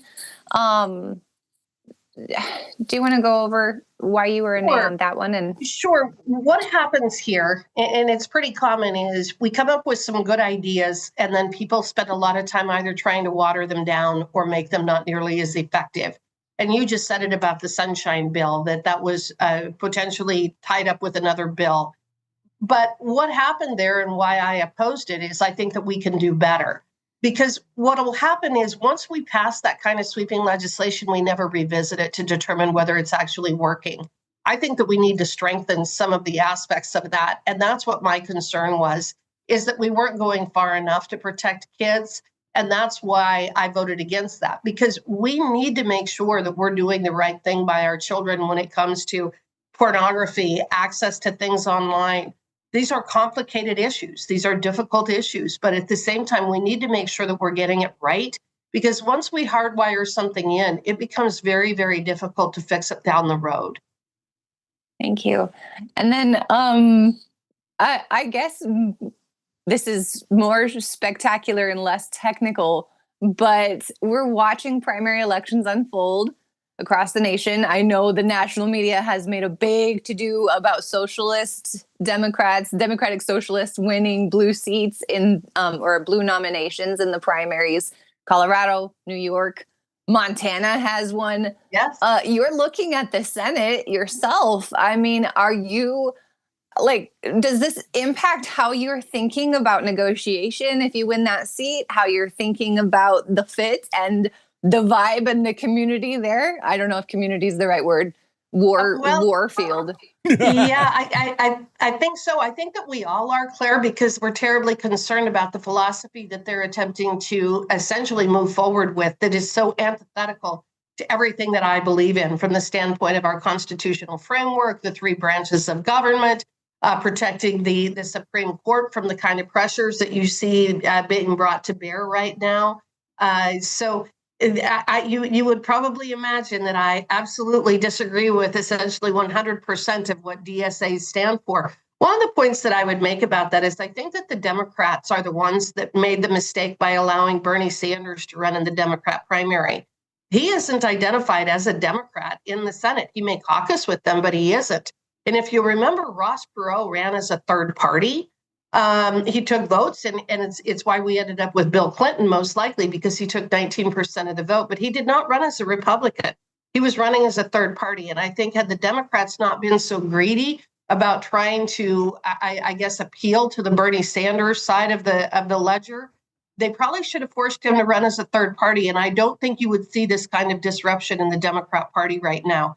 The way I refer to it is the DSA is kind of wearing the Democrat Party as a skin suit. And they're taking over their infrastructure. They're taking over their party, but they're doing it from within. And so you have some rational Democrats out there who are saying, we're not DSA. We don't believe in that. We disagree with the Graham Plattners of the world or the Mamdanis of the world. But they kind of allowed them to take over the party. And it's going to be very interesting to watch over the next year or two how this plays out and whether you can get some rational Democrats back in positions of power. It is interesting to watch because we're in a state where the split is in the Republican Party. I'm watching Jared Polis just go off on social about socialistic policies and how they're, frightening. But forgive me if this is naive, but can a major party force someone to run under a certain? Well, they're not running as Democrats. That was the thing. And that's Bernie Sanders has always been an independent. I see. He wasn't registered as a Democrat when they brought him into that fold? Not that I'm aware of. He's got an I by his name if you look him up. And that's what I'm saying is that you have to make, I guess, you're saying I am a member of this party and you're signing that document. When I sign up to run for office, that's what I'm saying. Everything in this document is true and accurate. I am a registered Republican. I am a Republican. And I'm just saying that I think the Democrats have made a mistake by embracing the Bernie side of the ledger. Even those people in my party who donated to Bernie Sanders, for example, made a mistake in doing that. If this happens in the Senate, which you hope to be your chamber, and we have socialists in,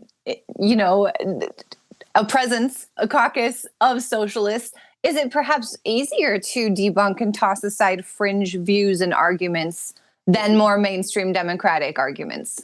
Claire, you make a really good point, because that's what needs to be done is the education and the education of what this truly means. And I think that this is one of the areas where our higher education especially is failing us in not teaching what our true history is. And I don't know if you saw the floor speech that I gave a couple of weeks ago about the Americans' 250th and why we should celebrate it. But while we have a history, there's parts of our history that we're not proud of. We also have an incredible history of freedom. We're the freest country in the history of the world. We're the most successful country in the history of the world. We have the highest standard of living of any country in the history of the world, all because of our constitutional framework and our form of government. Our form of government is based upon the individual and freedom and being able to set your own course.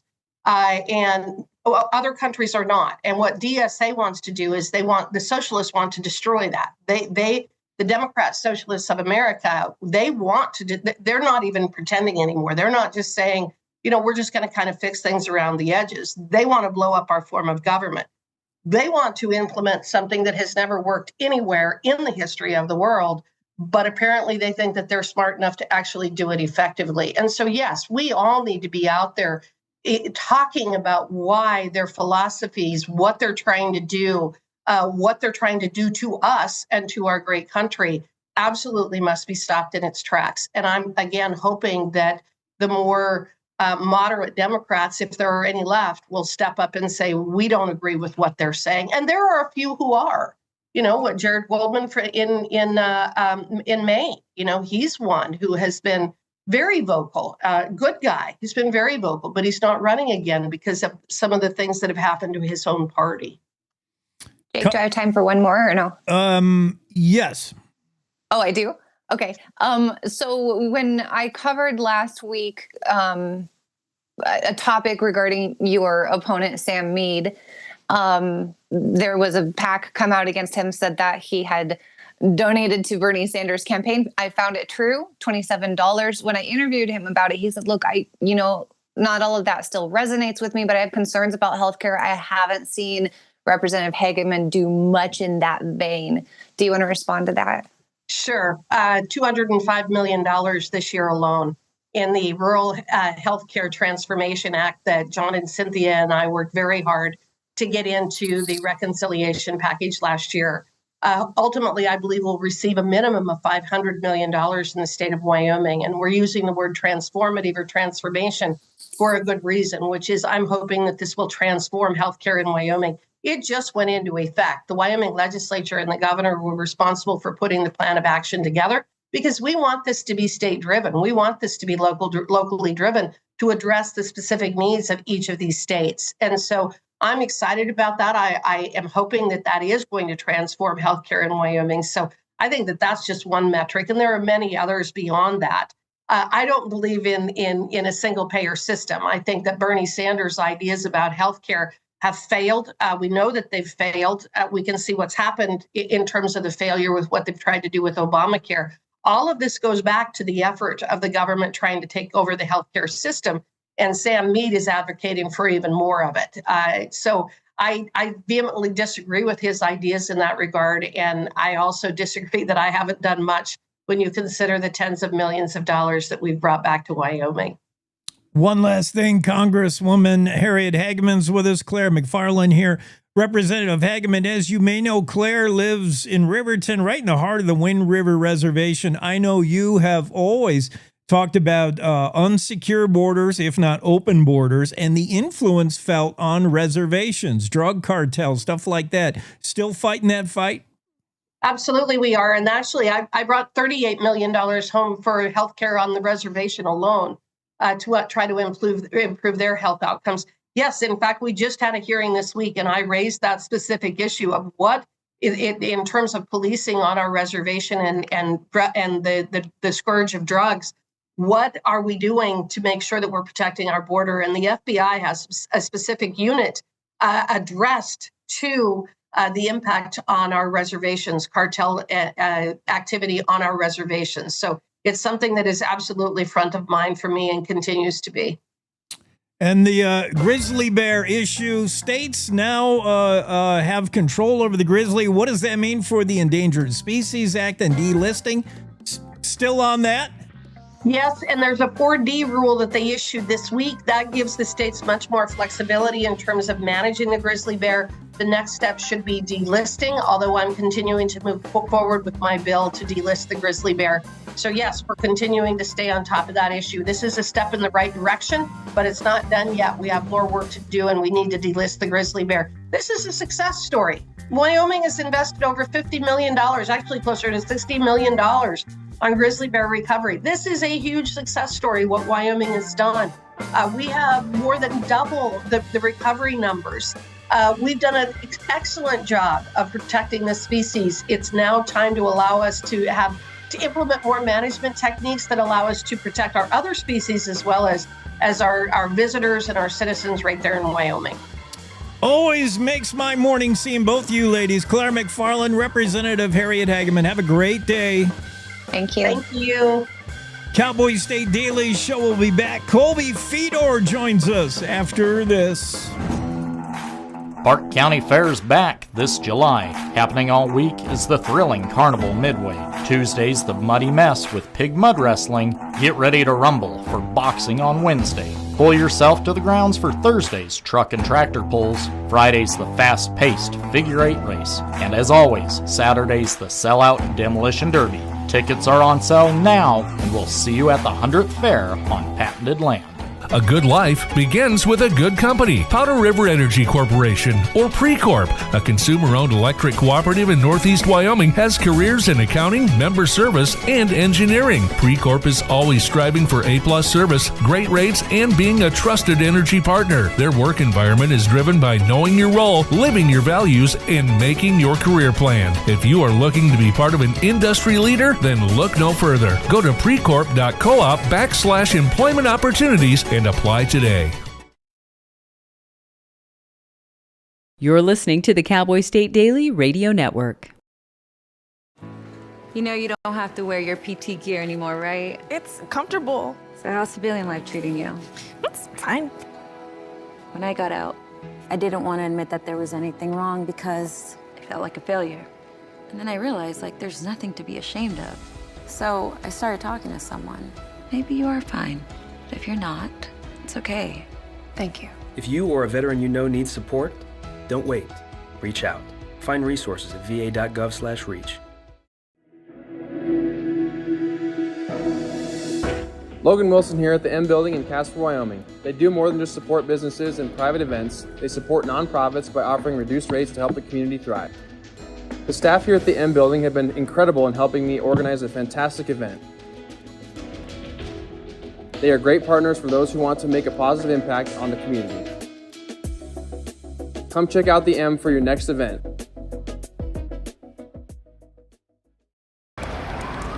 Hate is loud. It gets clicks. It gets attention. Hate, however, is actually quite small. But love is the majority.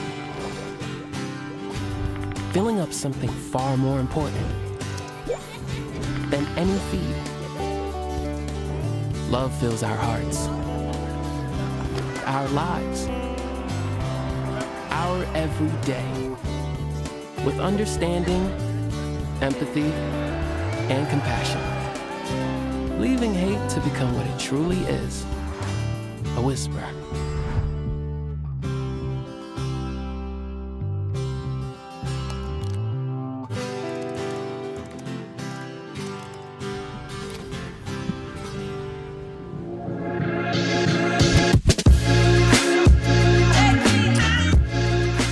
Colby, sorry we're late getting to you on this Thursday Cowboy State Daily Show. Colby, Fedor stories include 2 crashes, 2 scammings, and a time change. Let's begin with the time. Do you want time to change or no? And where are you on this? Do you want to stick with one time? I'm a morning lark, so I wouldn't mind a little bit more light in the morning, but then just keeping it the way we've got it over here in the Mountain States. But you know what? I don't really care. I think it's sort of like age is just a number. Obviously, we all want to show up at the night games and the events at the same time, but can we all just kind of adjust and work around it? I wish I had strong feelings for you about it, but it's an interesting thing and people get pretty riled up about it. I know. And every time I talk to someone and hear their view on it, I find myself like, yeah, you're right. Like, I want more daylight at the end of the day, yet I feel like in the winter, it's cold and dark until 9 o'clock. I don't like that either. I want it both ways. And both ways is how we have it now. We changed the clock, which I think you and I can agree is not a big deal. Like, I change it. No. Yeah, as someone with little kids, it doesn't really, like, whenever that clock change happens, that means that we just change bedtime. We change our activities around that because kids' bodies don't work that way. So that means now, they're going to bed a little earlier or later, depending on whatever the thing is. So, and I spring forward, pull back. It confuses me twice a year.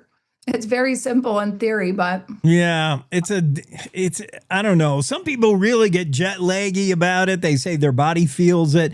I think the only thing that feels it is the dog, the meme where your dogs are staring up at you and the bowl is still empty. And they're like, explain how it's not 5 o'clock. Dogs know. They got the internal clock.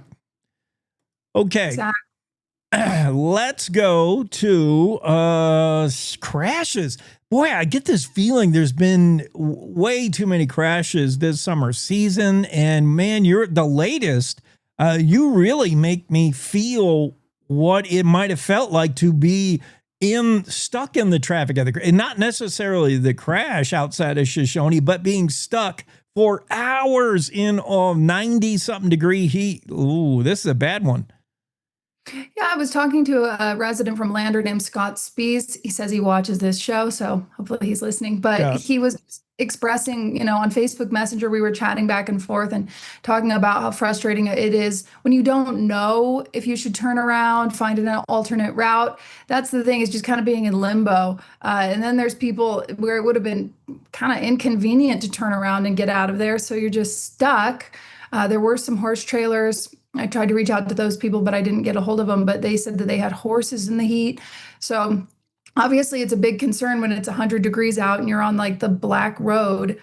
And sometimes that's just what happens. It's summertime. That is the second major-ish crash. There were no fatalities, but in a month on Highway 2026. Yeah, it's a long stretch, longer than you think. You set out, from Shoshone thinking you'll be in Casper in no time, and it's and it never ends, man. And that road, there's nothing in between those towns other than Hell's Half Acre. I mean, if you're stuck on that, and I was thinking, reading your story, whether I'd rather be stuck at 99 degrees, not knowing how long you're running the air conditioner for the first hour. And the second hour, you're watching the gas gauge. You're like, we got to shut it down now. Roll down the window. Third hour, you're like, is this ever going to end? Would you rather be 20 below or 100 stuck? Oh, I'd rather be 20 below. That's why I belong in Wyoming. We only have a few hot months.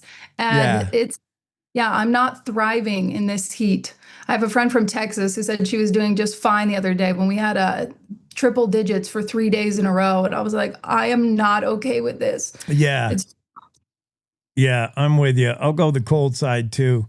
Colby Fedor's story, another one, family hurt in a semi-crash. This was last month, I believe, outside of Casper. 2 killed in that. And the family hurt in that. They have sued the trucker and the trucker's company.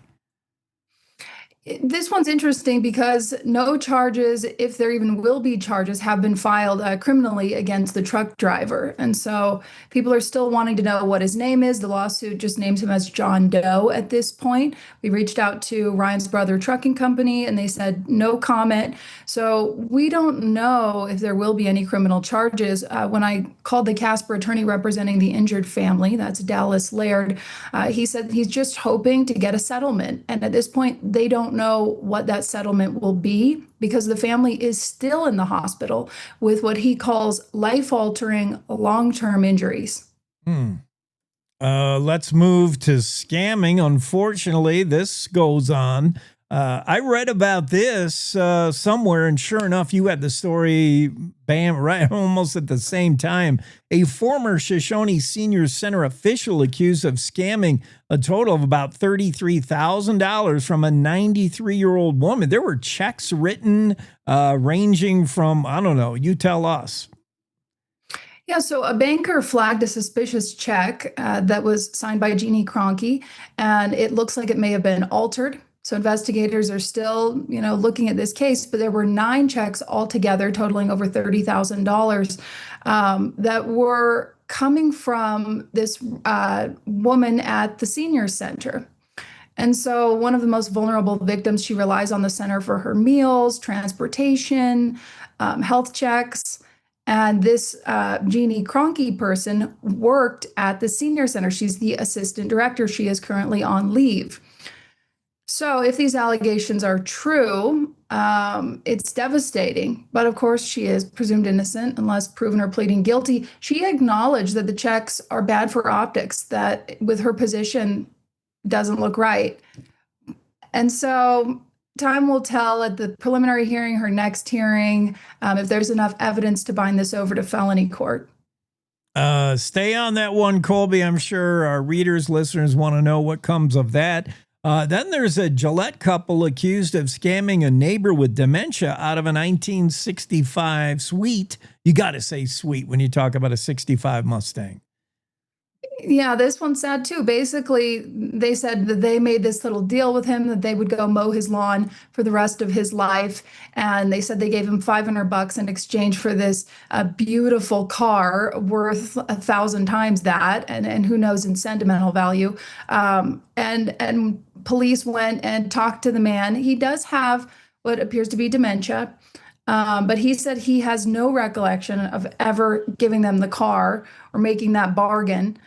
So these two, his neighbors, by the way, they live just about 100 yards away, are facing serious charges of exploitation of a vulnerable adult, as well as grand theft, which is theft over over $1,000 in value.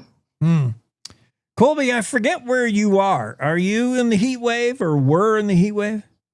We're in central Wyoming. I say we, like I've got a mouse in my pocket. My family and me are in central Wyoming.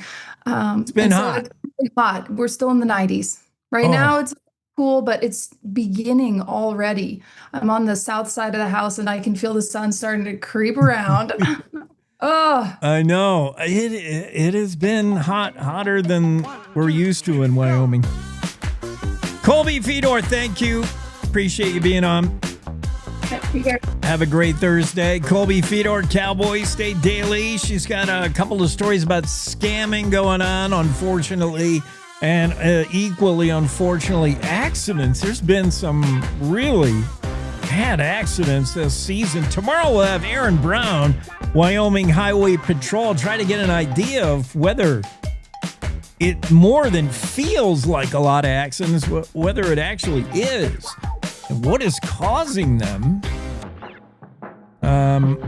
I'll be interested to chat with Aaron about that. Still to come on the Cowboy State Daily Show. Next hour, Mark Hines will be with us. Oh, Mark is on today. So we'll talk with Mark about this potential step toward grizzly bear delisting. The latest from the feds is states are now granted control of the grizzly. That sounds like off the endangered list to me. Representative Harriet Hageman was just on, and she says efforts toward delisting continue. She's bringing legislation to try to get there. Ken Buck will be on next hour. 2 topics of concern with Ken. One of those is what they're doing in New York City, the whole socialism movement by their mayor. You're going to pay for it. You and I. Taxpayers. Oh, yeah, we're already paying for it.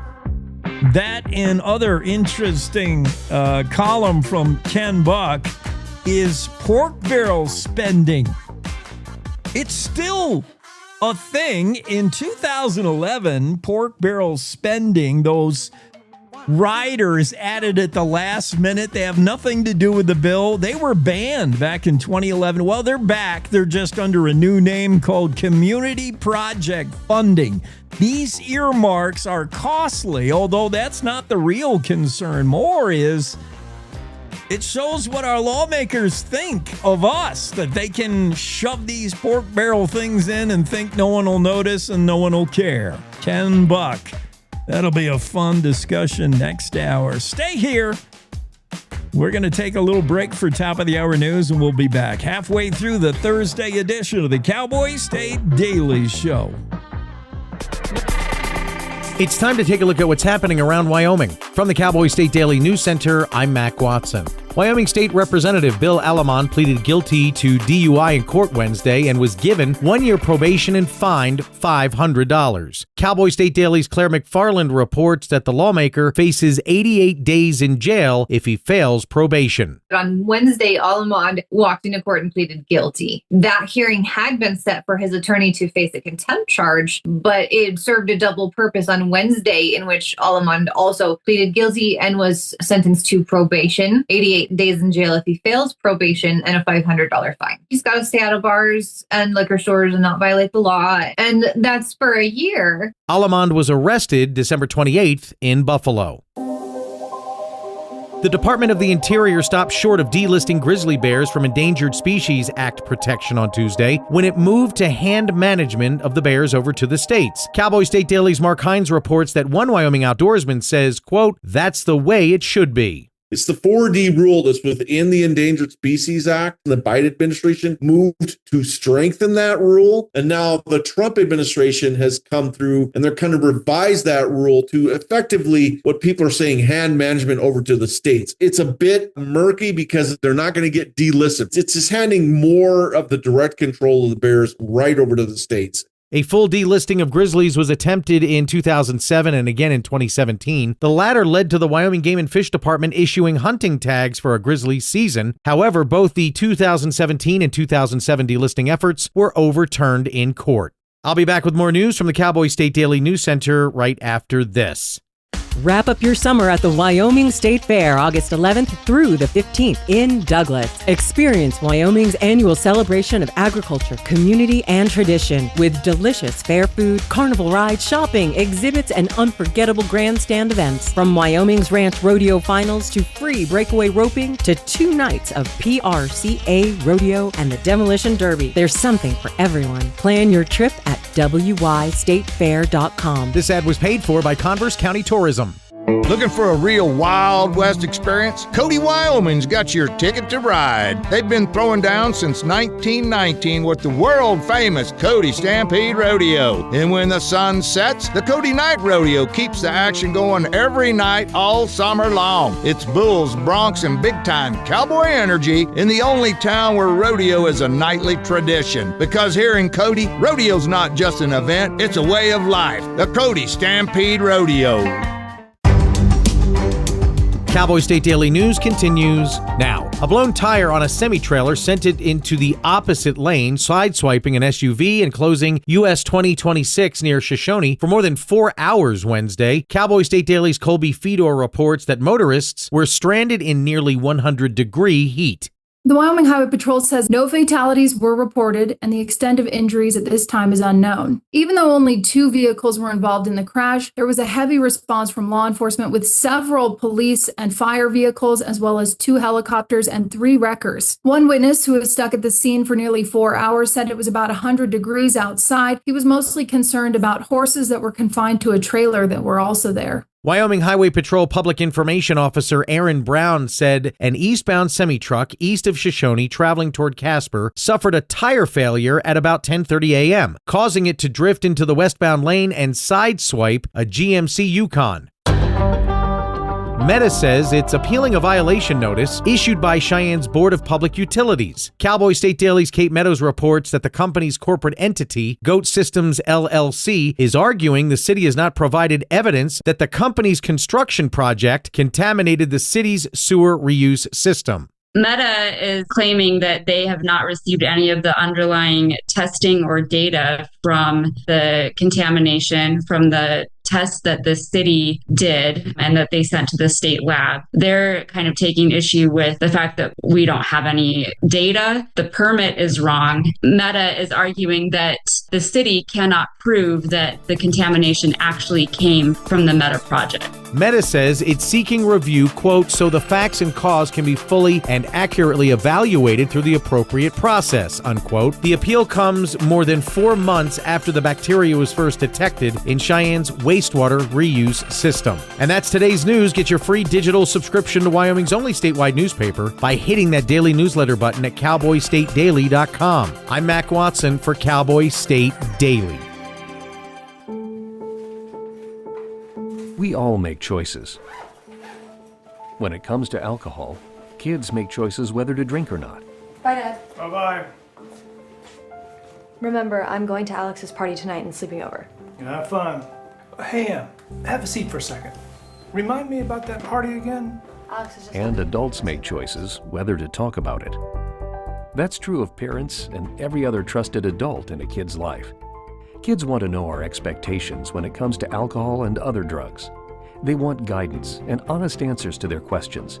And it makes a difference when the message is consistent and part of everyday conversations. So talk with your kids and help lead them on a positive path. Because when you talk, they hear you. For more information about talking with your kids about underage use of alcohol and other drugs, visit underagedrinking.samhsa.gov.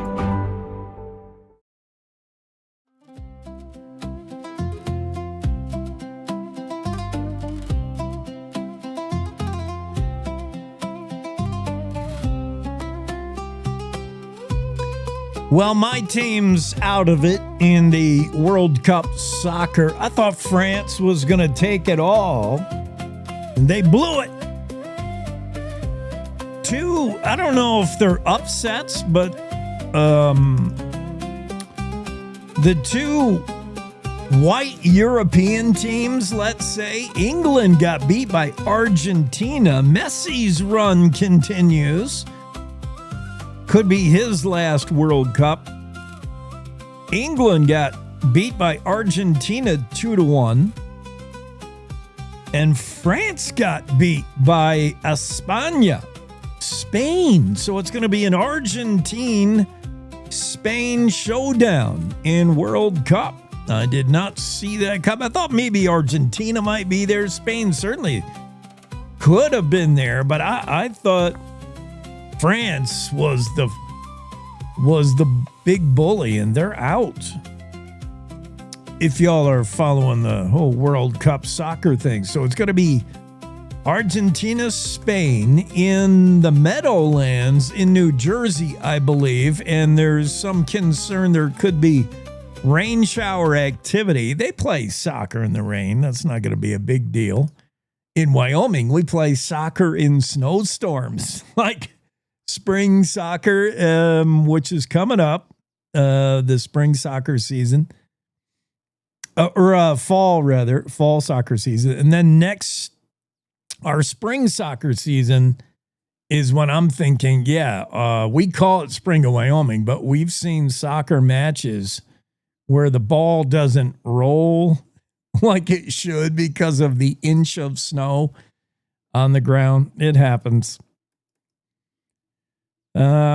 I don't know where Mark Hines is at. Sometimes he doesn't realize he's on the Thursday schedule. Maybe. I'm trying to make excuses for him. I see breaking news from the USDA. They have just approved a new groundbreaking cholesterol smashing drug. FDA approves new pill to slash cholesterol levels.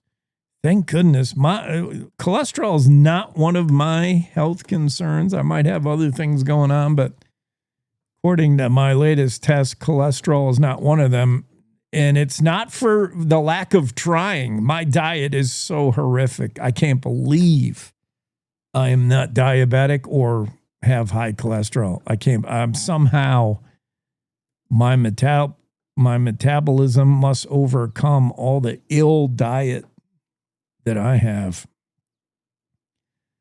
What other stuff that I wanted to get to is, maybe Mark's we're going to have to write him off and we'll go to rodeo. My favorite thing to do when guests are a no-show. Yeah, Will Rasmussen and the Rodeo Roadshow. Let's find out what's going on in the world of rodeo, which had some bad news for Stetson Wright. I can't believe it. Did you see Stetson?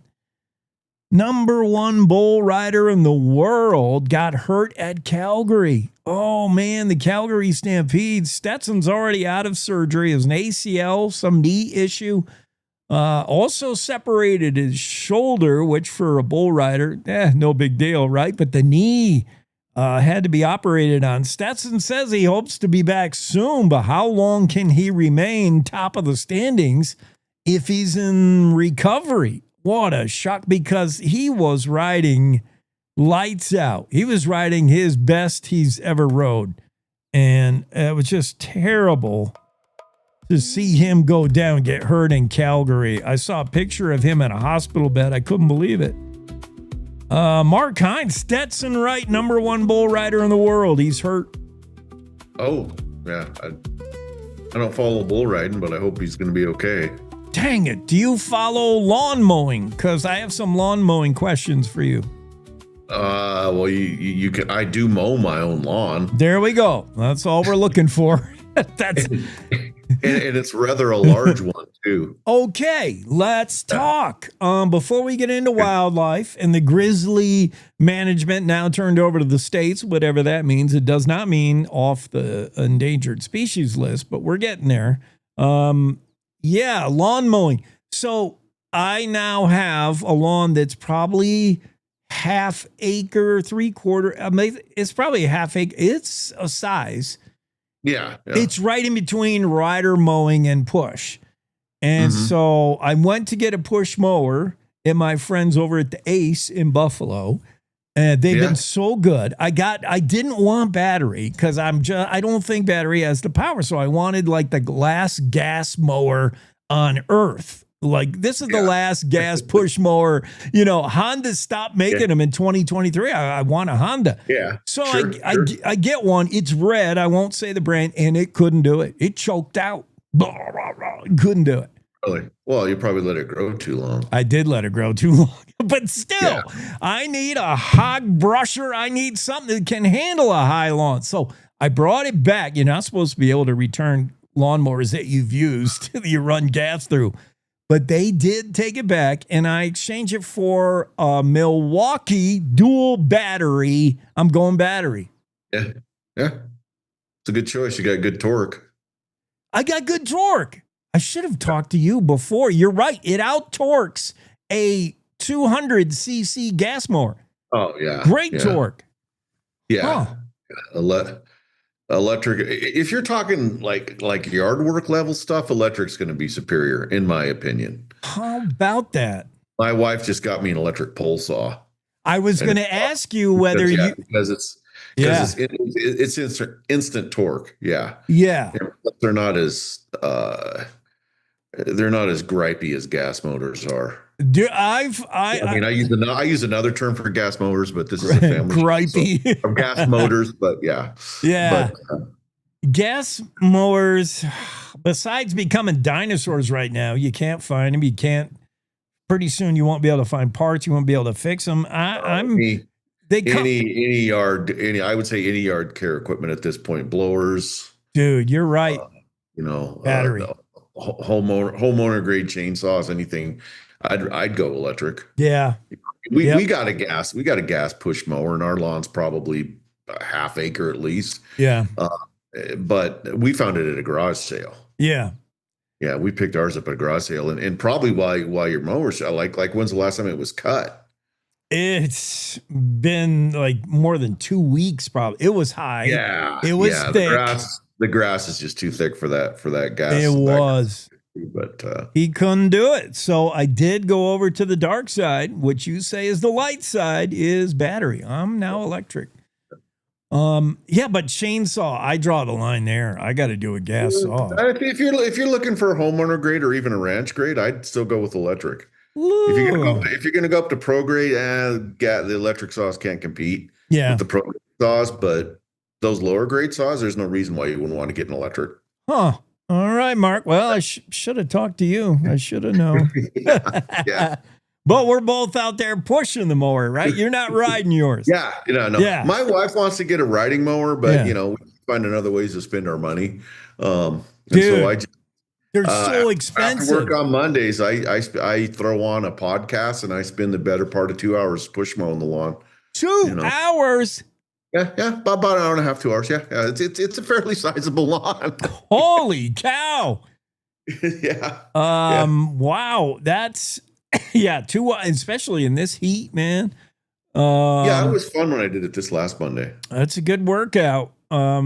I mean, if I had all the money in the world, I would go with one of them 0-turn jobbers and just. Yeah, when I worked at UW, we used those things. Yeah. The summer of 2020, the university was shut down, and us warehouse guys they transferred us over to landscaping for that summer. So I get to rip around on the 0-turn. Those things are a hoot. Yeah, you got to be careful on side hills. Going on side hills, I had a couple, kind of pucker up moments, and I know there was one. I forget when it happened, but somebody did roll one of those. But other than that. Those things were great. I loved them. Well, we're talking about those kind of mowers where you have the two controls. Now, you ride atop of them. If at any point the mower is riding atop of you, you've done something wrong. That's not where you want to be. Okay, Mark, we just had Representative Hageman on. We're trying to understand what's going on. What does it mean that the feds have moved to hand grizzly management to the states? Where are we with this saga? It could mean all kinds of things depending on who you talk to. I mean, I think really a broad brush analysis of it would be that it's just formalizing what's been going on for years anyway. As Angie Bruce would probably not hesitate to tell you at all. The Wyoming Game and Fish has essentially been doing hands-on management of grizzly bears for years and years. Yeah. And I think this just basically, as I understand it, they're still under federal protection. They're still listed as a threatened species under the ESA, but the states now have full management. But again, I think an argument could be made that at this point, that's just a formality. And again, as I understand it, it doesn't mean public hunting. It doesn't mean grizzly tags, but the conservationists are worried that it will make it easier to kill grizzly bears. You won't have to. Yeah. You won't have to, cross so many I's and dot so many T's, and bring in a federal inspector every time that lethal removal is used on a grizzly bear. But so yeah, it's a little vague at this point, but. But Mark, I think we can probably say when that day comes, if states are given management of their own grizzly bear population, it's not like states are going to be surprised. Like the feds are going to say, all right, you deal with Wyoming's been doing it. Montana's been doing it as part of the interagency grizzly bear team, right? Like, yeah, I think that's what the states would tell you. The states would tell you, as far as the boots on the ground work, we've already been doing that for years. And yes, and Hageman, she's handling it from the what happened yesterday, or what happened this week, is from the we've talked about this before. You've got the administrative angle, and then you've got the legislative angle. And what happened with Secretary Burgum was more hitting it from the administrative angle. Hageman is trying to hit it from she's trying to change the law. Hit it from the legislative angle for the delisting. Yeah. And so, but the challenge there is, if you are pro delisting, then you got an uphill battle because you got to get it through Congress, and we all know what it's like getting anything through Congress these days. Mm-hmm. I mean, you probably can't get Congress to agree on an ice cream flavor, much less Yeah. So, but I mean, make of that what you will. So. Well, the House did agree to move forward that sunlight. So I got to ask the question of the day, the whole time, changing time twice a year, daylight savings time. Do you want to see one time? Do you mind changing the clock? Me personally, I just pick a time and stick with it. Yeah. I've always thought that was a pain in the neck. Yeah. Yeah. Your microwave was always off for 6 months. You're like, wait a minute, it's not 4. Yeah. Okay. All right. Next topic: money funding these wildlife overpasses, these wildlife crossings. Kemmers is a go and might even be ahead of schedule. The Du Bois one, though, still in murky. Don't know what's happening. They can't get the. They can't. So far they've been unsuccessful in snagging that federal grant, which could be, I think, up to about $16 million, that they just need to cover the entire construction cost. They're hoping, I think that they got to 2.6 or 2.7 in private donations. They're hoping to get maybe at least that much more, so they can at least get the engineering portion done, get that laid out, because, as I was told, if we have the engineering in the bag and that is set in stone, then that would probably greatly increase our chances of getting a federal grant to cover the construction costs, because I'm hardly an expert in the construction field, but as I understand it, you got to do the engineering phase first. Yeah. And then they're almost like two different things. Yeah. And I imagine once you can show blueprints, it becomes a project too big to fail. You'd be like, people. Yeah. You're like, look. And is the federal money, I think the last time we talked to you, the federal money may or may not be tied up in doging. Did it get doged? We're not sure. I think that came and went. Okay. I don't think that's really a factor anymore. It's like Brianna Ball said, she's with the Wildlife Fund. She said the competition is because everybody wants. I mean, the wildlife crossings are the shiny new thing that everybody wants. I mean, of course, we've been out here in Wyoming for years and years, but everybody all across the country, because I think they've proven their effectiveness. I mean, they opened that gigantic one down in Colorado. Our friend Beth Pratt outside of Yosemite in California can rant and rave about how effective the one in California is. And so they've really proven themselves, and now everybody wants it. And so what Brianna's telling us is, get in line. It's like, And that's why, going back to what you said, if you could show up, with your application that has a solid set of blueprints, that might move your application further up the line. Yeah.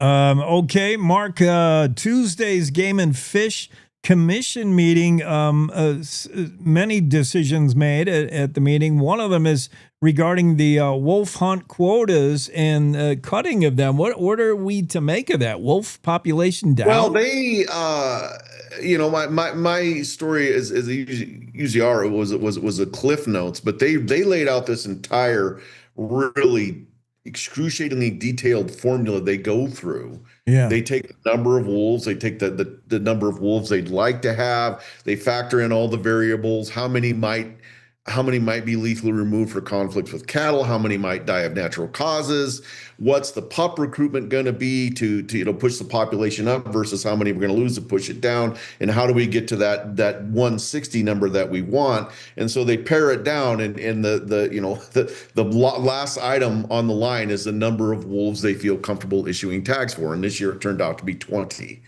So, and that doesn't mean that doesn't mean that 20 will get shot, because as they pointed out during the 2025 season, I think they issued 44 tags and only 31 wolves got taken by hunters. Yeah, so, just 20. As a hunter yourself, you very well understand getting a tag does not mean getting an animal by any means. And from what I hear, and even what Game and Fish will tell you, wolves are extremely hard to hunt. Yeah, I imagine. So. Unless you have a snowmobile, I'm not making. I won't go there. I'm not making light of it. Like, that is much easier in the deep snow, certainly. Yeah. And people do make that argument that not to use the machine, but to use it to get to where you need to be to hunt the wolves.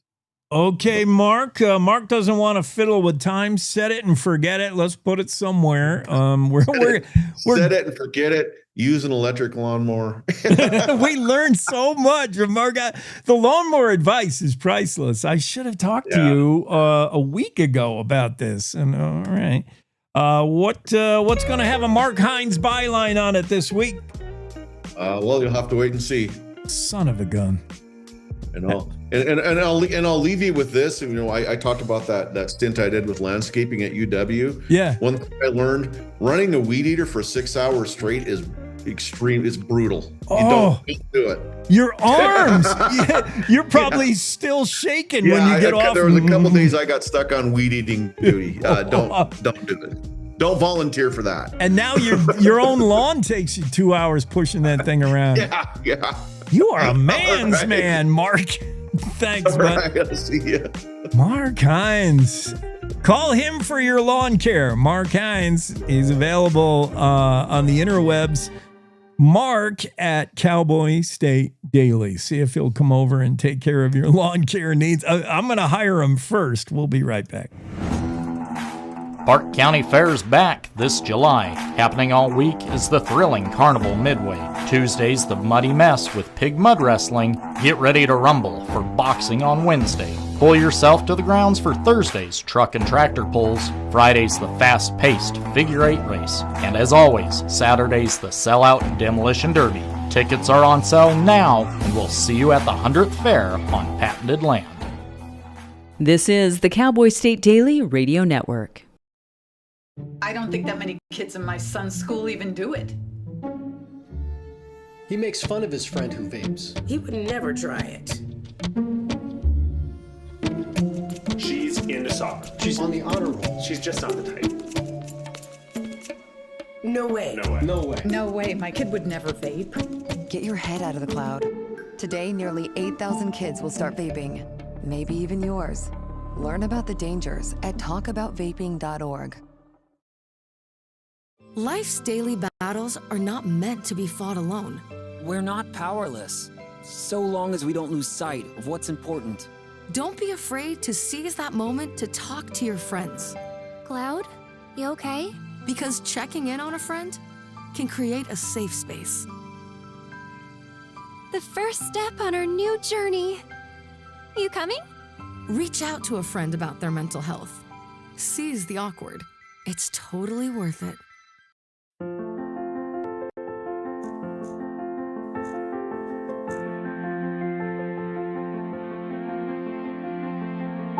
There are a lot of words I would use to describe my daughter. Kind, strong, hilarious. When I think about how much she's experienced in her life, on a journey that we're now on together as a family, I'll make you something to eat, okay? we can't help but be inspired by her every day. Hey, Mom, we're about to start the movie. Oh, yeah, I'll be right there. Okay. So really, we're the lucky ones.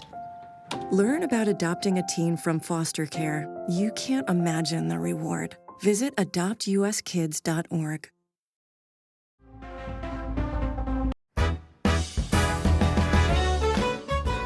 I can't decide on what music I want. I'm sick of this one, too. Already, I'm sick of all of my music. It lasts about a month, and then I get tired of the music. I'm reading the Cowboy State Daily, which I like to read. Wyoming Governor Mark Gordon has a guest column regarding data centers. Gord, the last time we heard from the governor's office regarding data centers in Wyoming, it was kind of half speed ahead. Maybe not full speed ahead, but it was half speed ahead. Pro data center done the Wyoming way. Whatever that means. Now, Governor Gordon has dropped a guest column. It just popped in today. This morning, it's brand new. The ink's not even dry on this thing. Watch your hands. You might have black fingers when you're done reading it. Wyoming Governor Mark Gordon writes, President Trump, in a recent statement, said, data centers are tremendous wins for the states and the communities that are lucky enough to get them. Governor Gordon said, I concur. He is exactly right. The title, the headline of Governor Gordon's op-ed, his guest column is Lead, Follow, or Get Out of the Way. Data center. So it sounds like he's fairly pro data center. And I had some notes from yesterday when we were talking with Betsy Hale, Cheyenne Leads. And I had some notes on data center, and I probably dumped them because it was yesterday. That's how the radio business works. Yesterday's news is gone. I wonder if I can get them back, because we barely touched on, Betsy and I, when we were chatting, how different states are going about the data center stuff in different ways. 27 states, that's nearly exactly half, have proposed or passed moratoriums or bans on data centers. So 27 states want to press pause or stop on data centers. One of them, the first one to ban, to outright say no data centers starting now for a year, is New York State. They just did that yesterday. The governor of New York State, Governor Kathy Hochul? What is her name? I also have that written down somewhere where I've probably lost it. Governor... I know I wrote this down. Maybe not. Governor Kathy Hochul. Yes. First state to put the kibosh on data centers. And again, that's just one of 27 states that are really saying, we're not sure about data centers. Moratorium, ban, proposed legislation. Maine is another one that says they're not quite sure about data center. Meanwhile, other states are still deciding, and then some states are full speed ahead, like hey, don't be scared of the next boom. And Wyoming is no stranger to boom bust, similar to oil, gas, or any kind of energy. Wyoming is kind of saying, yeah, we're open for business for data centers. Certainly the governor is.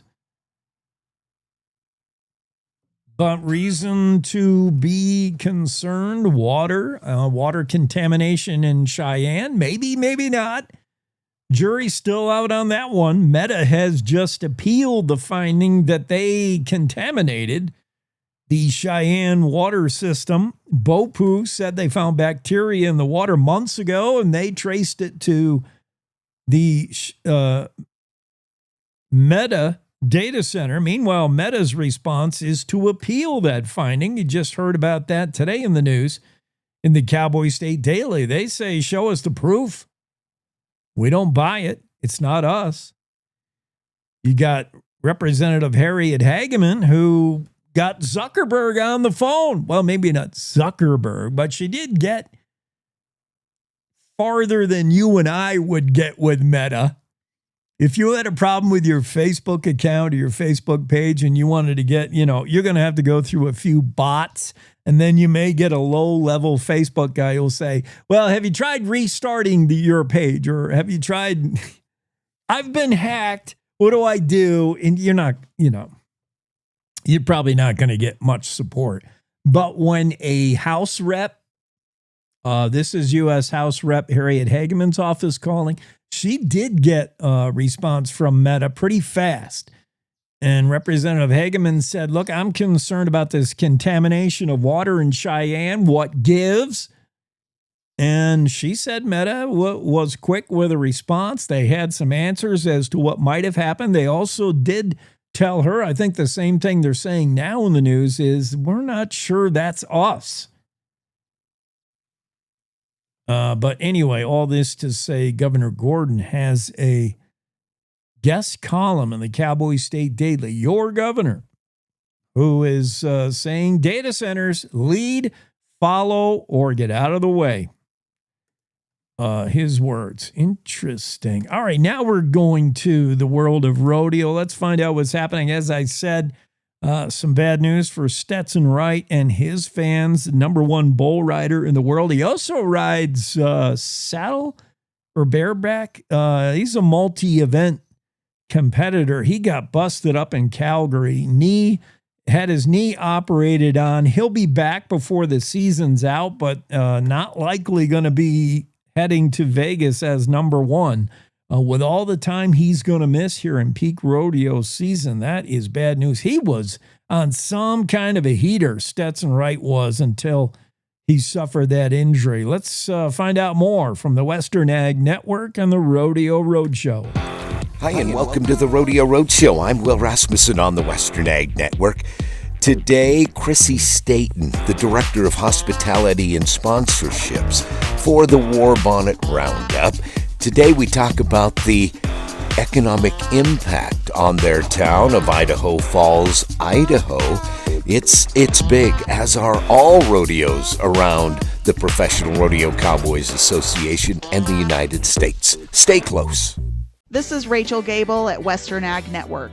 Ag news can be heavy, and making a living in this industry can really be challenging. We understand. If you or someone you know needs a mental health resource, the Agri-Stress Helpline has trained folks answering calls and texts to 833-897-2474. We're proud you turned to us for your ag news, and we want to remind you just how valuable you are. Be careful, and don't forget to check your cows, check your fields, and check your neighbors. Be part of something bigger. Join the American Sheep Industry Association today. Producers who join their state sheep association automatically gain ASI membership and access to national resources and representation. If your state doesn't have an association, no worries. You can still sign up individually at sheepusa.org and stay connected to the future of the industry. Your voice matters. Your membership counts. Again, learn more at sheepusa.org. 115 years. So that, the economic impact on your town, this has to be one of the biggest events in Idaho Falls that creates that economic impact on your town?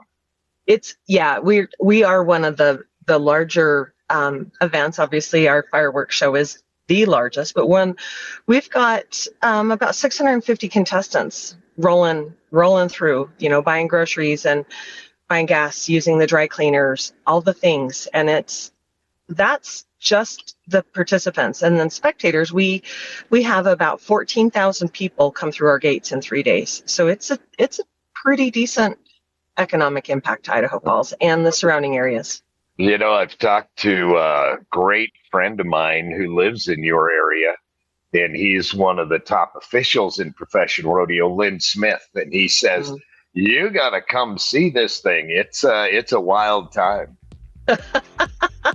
It is a good time. We are so fortunate to have Lynn judge for us every year, and it is a wild time. We have, our rodeo is produced really tight. Cassie Jones does an amazing job producing our rodeo, and then when it's done, well, then we all have a really good time.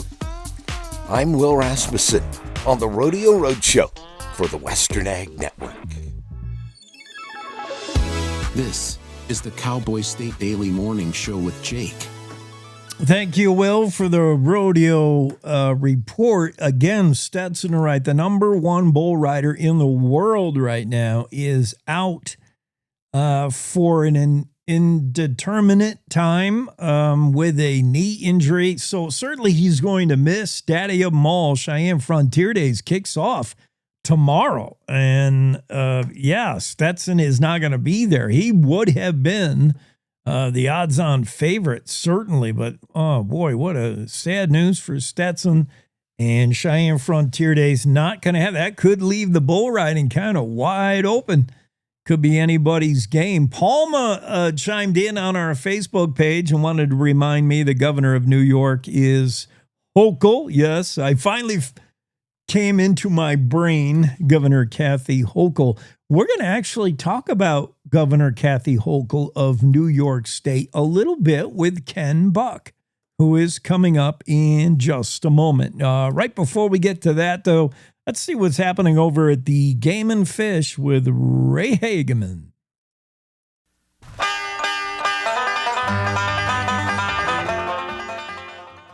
Hi, I'm Ray Hageman, and this is the Wyoming Outdoorsman. An angler from Powell surpasses ultimate angler status. Find out how in a moment. Stay tuned. An angler from Powell has achieved a remarkable feat, more than doubling the qualifications required for the Wyoming Game and Fish Department's prestigious Ultimate Angler status. To earn the Ultimate Angler title, participants must catch and photograph at least 10 different species of Wyoming game fish that meets specific trophy-size length requirements. Game and Fish introduced the Master Angler program back in 2019 to honor those who land trophy-sized fish in state waters.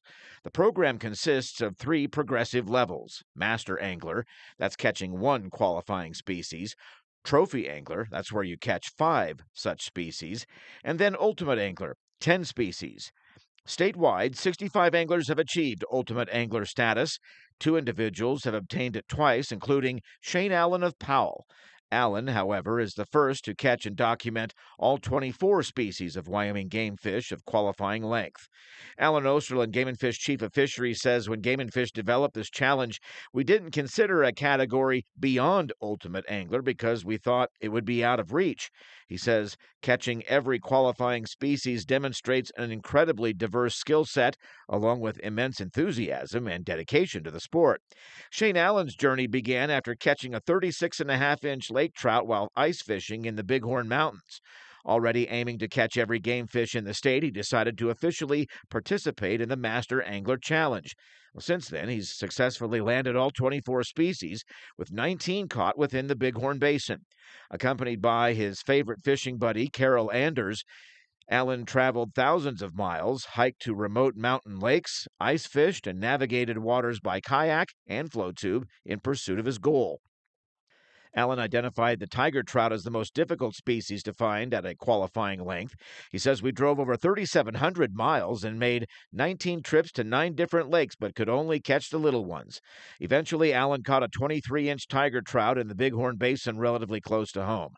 Allen plans to repeat another Game and Fish challenge called Extreme Angler and complete his Kokanee 17 goal, which he says is a personal goal he created to catch kokanee salmon in all 17 Wyoming lakes they inhabit.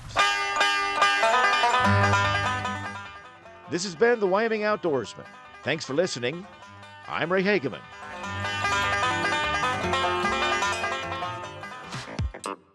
We're back. Cowboy State Daily Morning Show with Jake continues.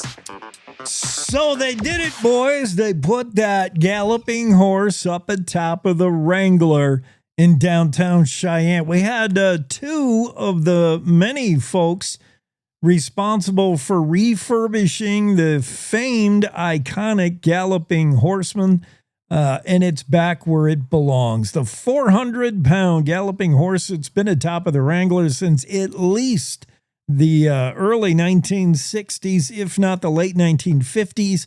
It had finally wore itself out. It's now been fixed up, galloping again, and here is some picture evidence. And I was excited to see what Jordan Dean, was going to do with the painting and whether it was going to look like the original or a little bit different. Here is the original horse I will share with you. And it's, a buckskin kind of a horse with the cowboy wearing a red top. He's got dark chaps, and that's the view. So I wonder how much Dean was going to shake it up and change that. Turns out not very much. He stayed very true to the original. Here's Dean's refurbished, and that's them putting it up just today, just this morning. They put that horse back where it belongs. You could see Dean add a little bit of coloring to the legs, to the white socks, to better show a buckskin horse. And the cowboy now appears to have a little bit of a 5-day growth, a little bit of a beard. But other than that, the colors and the look of that galloping horse are pretty much the same. That's so cool. Great to see that back where it belongs, just in time for Cheyenne Frontier Days. Daddy Mall kicks off tomorrow. Ken Buck, he's going to be here next. It's a great time to live in Wyoming. Just one of the exciting developments in our state is the resurgence of energy. Wyoming is America's energy breadbasket. Cowboy State Daily has a team of reporters that not only give you the facts, but the perspective and state as well as global analysis that is so important in understanding this pivotal time in Wyoming's history. Count on Cowboy State Daily for the news and perspective you need at cowboystatedaily.com. You're listening to the Cowboy State Daily Radio Network. Who can you turn to for news you can trust? Your local TV and radio broadcasters. You trust us to keep you safe during times of crisis and to deliver the weather, sports, and entertainment you rely on every day. We bring you the facts you need to make decisions that matter. And as misinformation floods social media, you can trust your local stations to deliver the truth. Text TV to 52886 and tell Congress you rely on your local stations for trusted news. You handle the healthcare, we'll handle the marketing. In need of a spark for marketing your medical practice? Loom Studio provides creative and strategic healthcare marketing that illuminates the path to bigger and better experiences for your business and your patients. We specialize in branding and design, social media, website design, SEO and SEM, not to mention content creation, public and media relations, and marketing metrics to ensure you're getting results. If you're looking to increase your patient engagement and retention, enhance your community impact, and streamline your marketing efforts, our team is ready to help you achieve your goals. Contact us today and learn more at loomstudio.com. I'm Chris Jackamick. I served in the United States Air Force and I deployed 3 times. So in 2017, I was serving as an Air Force First Sergeant. Our motto in that role is my job is people, everyone is my business. But unfortunately in that year, I would lose my own brother, Lance Corporal Adam Jackamick, to suicide. The majority of veteran suicides are from guns. I store my weapons securely, not only for myself, but for my family. My service never stops.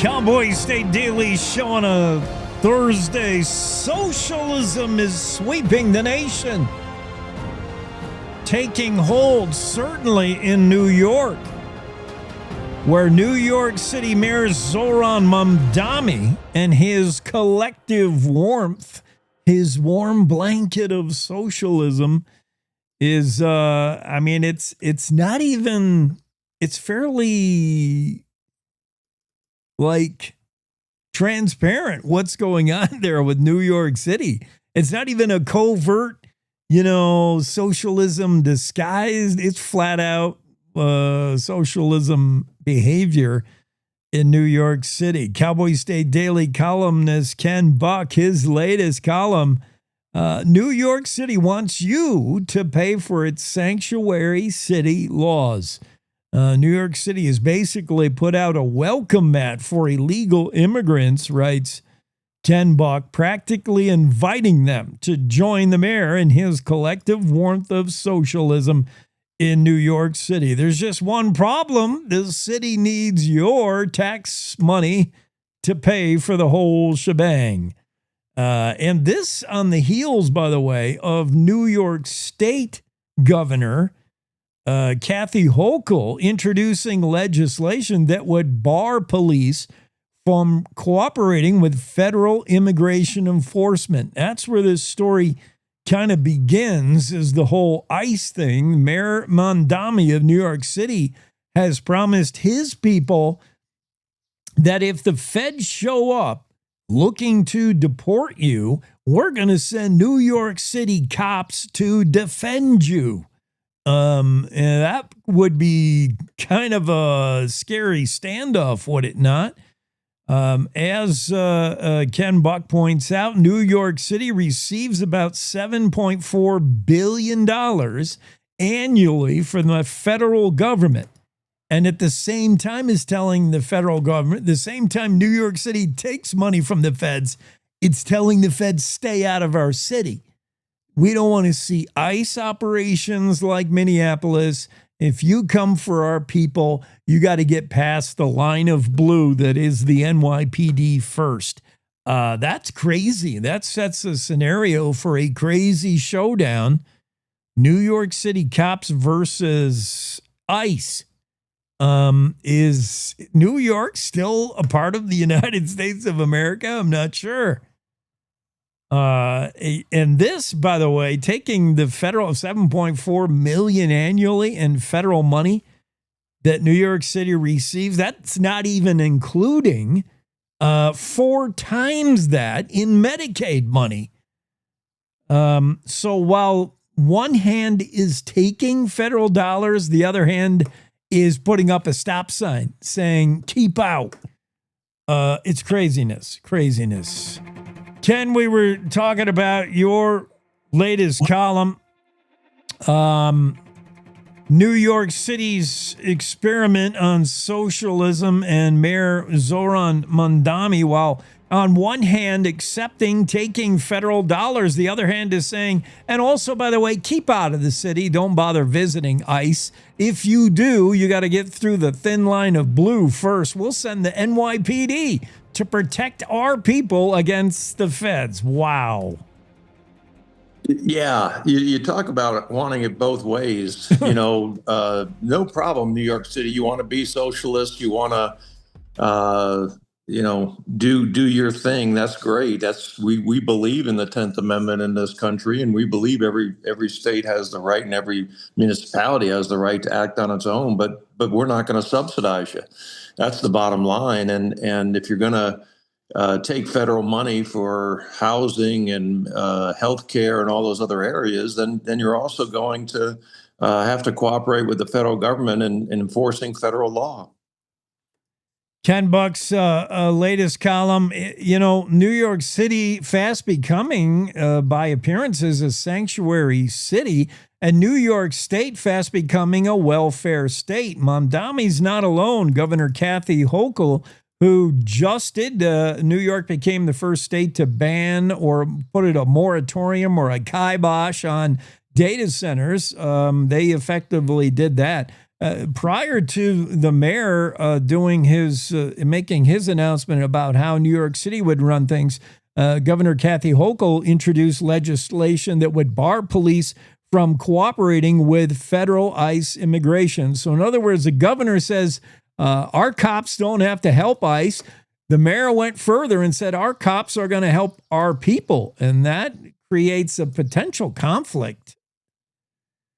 Yeah, well, I have to tell you, Denver is even worse. And there are many cities around the country that have this ordinance. But Denver passed an ordinance a few years ago that if a police officer informs ICE about a person in this country who has committed a crime, who is here illegally, who is here without proper documentation, that police officer can be prosecuted. That police officer can go to jail for 90 days. That police officer can be fined, I think it's up to $100,000 for the act of cooperating with federal law enforcement to take a criminal off the streets of Denver. It is absolutely insane what these sanctuary policies are all about. Ken, what is this doing to the United? And it's almost weird to use that word anymore. We're the states of America. United? I don't know. When you talk about Minneapolis, Los Angeles, Denver, New York, and all the goings on there that are pretty much in opposition of how Washington, D.C. envisions this nation running. What is happening? We're tearing ourselves apart here, city by city. You know, we are. It's a great point, Jake. And the United States, the public is divided on this issue. But we've got to find some leaders that step above it and say, the word amnesty is a swear word. If you're running for office and you're a Republican and you're in a primary and someone says, well, Ken Buck believes in amnesty, you're in trouble. You got a lot of explaining to do. The same is true on the left with building a border wall or making sure that there isn't this migration coming in. And we've got to find some leaders who say, here's the compromise, and we're going to move past this issue. It's not a difficult issue. We want people in this country who are bringing a skill set that we need. That skill set may be in agriculture, it may be in high tech, but that's what we want to attract into this country are people that make our economy better and make the standard of living in our country better. And if we can accomplish that, that's a great goal. But you're right. The people of the United States are divided. The politicians are divided. And these policies are hurting. What stops the state from saying we're not going to enforce federal gun laws? We're not going to, whatever the issue is, if everybody can be a sanctuary, there is no United States. And maybe the only recourse the federal government has is to withhold that funding. President Trump has talked about that. President Trump has sued New York City. I mean, what can the feds do? What have they done, and where is that right now? Yeah, it's in the courts, and what happens is the groups that want to, and we do this, on the right, we do this also. When President Biden's in office, we file lawsuits in Texas because we're going to have judges that are going to be more favorable. When President Trump is in office, the Democrats file lawsuits in Massachusetts or California where they're going to get a favorable judge. And so things get held up in the courts. And it's unfortunate. But I can tell you this, Jake, if America elects a Democrat in 2.5 years to be our next president, subsidies will go to New York. Subsidies will go to California. The socialist states that can't survive on their own will get federal money to survive. And at some point, that federal money runs out. Should be a frightening scenario to some. Ken Buck is with us. That's his latest column. Let's go one before that. Ken is not long out of the game. We'll call it U.S. House of Representatives from 2015 to 2024, representing Colorado. So you've been in there. You've been in Congress. You know how this goes. pork barrel spending. We're not allowed to call it that anymore. It's now the community project funding. It's earmarking, it's costing, but it's not so much the money. It's an indication, a reflection of the attitude of lawmakers that they can shove stuff in a bill that doesn't belong to their private concerns, do it in the 11th hour, and think nobody notices or nobody will care. This should not be a regular course of business. It's a regular course of business, Jake, and what it does is really interesting in sort of pulling back the curtain for everybody to see. If I ask for, I need $5 million for this road project, or I need $8 million to repair this bridge, can I get that money? And they say, sure, we'll give you that money, but then you have to vote for the spending bill. And the spending bill continues this upward trajectory of spending and debt in this country. And that's really the corruption involved is, we'll let Ken Buck get this bridge, and maybe we'll even put his name on it, and he'll get credit for this when he's running in his primary or general election. But he's going to agree to compromise his principles and make sure that our spending is at a terrible rate. And that's why they use earmarks the way they use them. Yeah, and earmarks are costing. A recent report from Citizens Against Government Waste found Congress carved out $24 billion in earmarks in the 2026 fiscal year, fourth highest ever counted in the pig book since 1991. It still goes on. I thought we got rid of this nonsense in 2011, but it's back. We got rid of it. I can remember, this is a very interesting meeting. It was the first time I was in what we call the conference, where all the Republicans were together. And one of the Republicans said, we should do away with earmarks. It would benefit us in our elections, blah, blah, blah. And John Boehner, who is a great personality, he grew up the son of a bar owner, and he's just a great personality for speaker. He takes his cigarette, he puts his cigarette out, you couldn't hear a sound in the room. He walks up to the microphone, gets behind the microphone, and he says, "We'll have earmarks over my dead body," and walks away. And that was the end of the discussion. There was no further discussion about earmarks. Republicans voted to bring earmarks back, in the last 4 or 5 years. And I couldn't believe it. The Freedom Caucus that I was a member of, that I was a founding member of, voted, the majority of the Freedom Caucus members voted to bring earmarks back. It's just one of those corrupting influences that exists in D.C. Yeah, in the name of, compromise, I guess, you might have a pet concern, and that other senator or congressperson has a pet concern, and you agree to kind of swap things. But the way it's used, it's just abused, really, too often now. I don't know. It is abused, and if you have a pet concern and it has merit, then you bring it with in the light of day. You bring it forward and say, look, Interstate 25 between Casper and Cheyenne is, causing accidents in the wintertime for this reason. We need to make this change. And you let people vote on it, and they have the facts before them.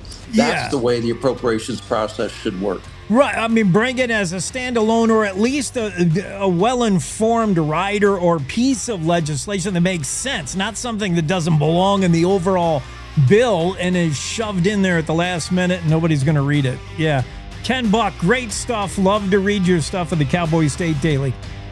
Thank you, Jay. Good to be with you. Have a great weekend. We got to bust out for news. Let's do that. It's time to take a look at what's happening around Wyoming. From the Cowboy State Daily News Center, I'm Mac Watson. Wyoming State Representative Bill Alamond pleaded guilty to DUI in court Wednesday and was given 1-year probation and fined $500. Cowboy State Daily's Claire McFarland reports that the lawmaker faces 88 days in jail if he fails probation. On Wednesday, Alamond walked into court and pleaded guilty. That hearing had been set for his attorney to face a contempt charge, but it served a double purpose on Wednesday, in which Alamond also pleaded guilty and was sentenced to probation, 88 days in jail if he fails probation, and a $500 fine. He's got to stay out of bars and liquor stores and not violate the law, and that's for a year. Alamond was arrested December 28th in Buffalo. The Department of the Interior stopped short of delisting grizzly bears from Endangered Species Act protection on Tuesday when it moved to hand management of the bears over to the states. Cowboy State Daily's Mark Hines reports that one Wyoming outdoorsman says, quote, "That's the way it should be." It's the 4D rule that's within the Endangered Species Act. The Biden administration moved to strengthen that rule. And now the Trump administration has come through and they're kind of revised that rule to effectively what people are saying, hand management over to the states. It's a bit murky because they're not going to get delisted. It's just handing more of the direct control of the bears right over to the states. A full delisting of grizzlies was attempted in 2007 and again in 2017. The latter led to the Wyoming Game and Fish Department issuing hunting tags for a grizzly season. However, both the 2017 and 2007 delisting efforts were overturned in court. I'll be back with more news from the Cowboy State Daily News Center right after this. Wrap up your summer at the Wyoming State Fair, August 11th through the 15th in Douglas. Experience Wyoming's annual celebration of agriculture, community, and tradition with delicious fair food, carnival rides, shopping, exhibits, and unforgettable grandstand events. From Wyoming's Ranch Rodeo Finals to free breakaway roping to 2 nights of PRCA Rodeo and the Demolition Derby. There's something for everyone. Plan your trip at wystatefair.com. This ad was paid for by Converse County Tourism. Looking for a real Wild West experience? Cody, Wyoming's got your ticket to ride. They've been throwing down since 1919 with the world-famous Cody Stampede Rodeo. And when the sun sets, the Cody Night Rodeo keeps the action going every night all summer long. It's bulls, broncs, and big-time cowboy energy in the only town where rodeo is a nightly tradition. Because here in Cody, rodeo's not just an event, it's a way of life. The Cody Stampede Rodeo. Cowboy State Daily News continues now. A blown tire on a semi-trailer sent it into the opposite lane, sideswiping an SUV and closing US 2026 near Shoshone for more than 4 hours Wednesday. Cowboy State Daily's Colby Fedor reports that motorists were stranded in nearly 100-degree heat.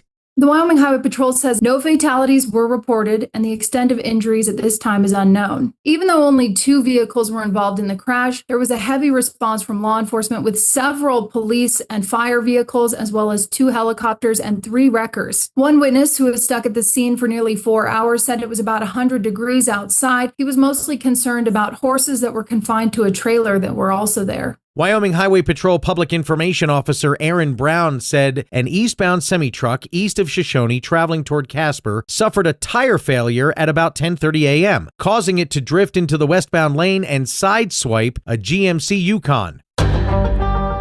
Meta says it's appealing a violation notice issued by Cheyenne's Board of Public Utilities. Cowboy State Daily's Kate Meadows reports that the company's corporate entity, Goat Systems LLC, is arguing the city has not provided evidence that the company's construction project contaminated the city's sewer reuse system. Meta is claiming that they have not received any of the underlying testing or data from the contamination from the tests that the city did and that they sent to the state lab. They're kind of taking issue with the fact that we don't have any data. The permit is wrong. Meta is arguing that the city cannot prove that the contamination actually came from the Meta project. Meta says it's seeking review, quote, so the facts and cause can be fully and accurately evaluated through the appropriate process, unquote. The appeal comes more than 4 months after the bacteria was first detected in Cheyenne's wastewater reuse system. And that's today's news. Get your free digital subscription to Wyoming's only statewide newspaper by hitting that daily newsletter button at cowboystatedaily.com. I'm Mac Watson for Cowboy State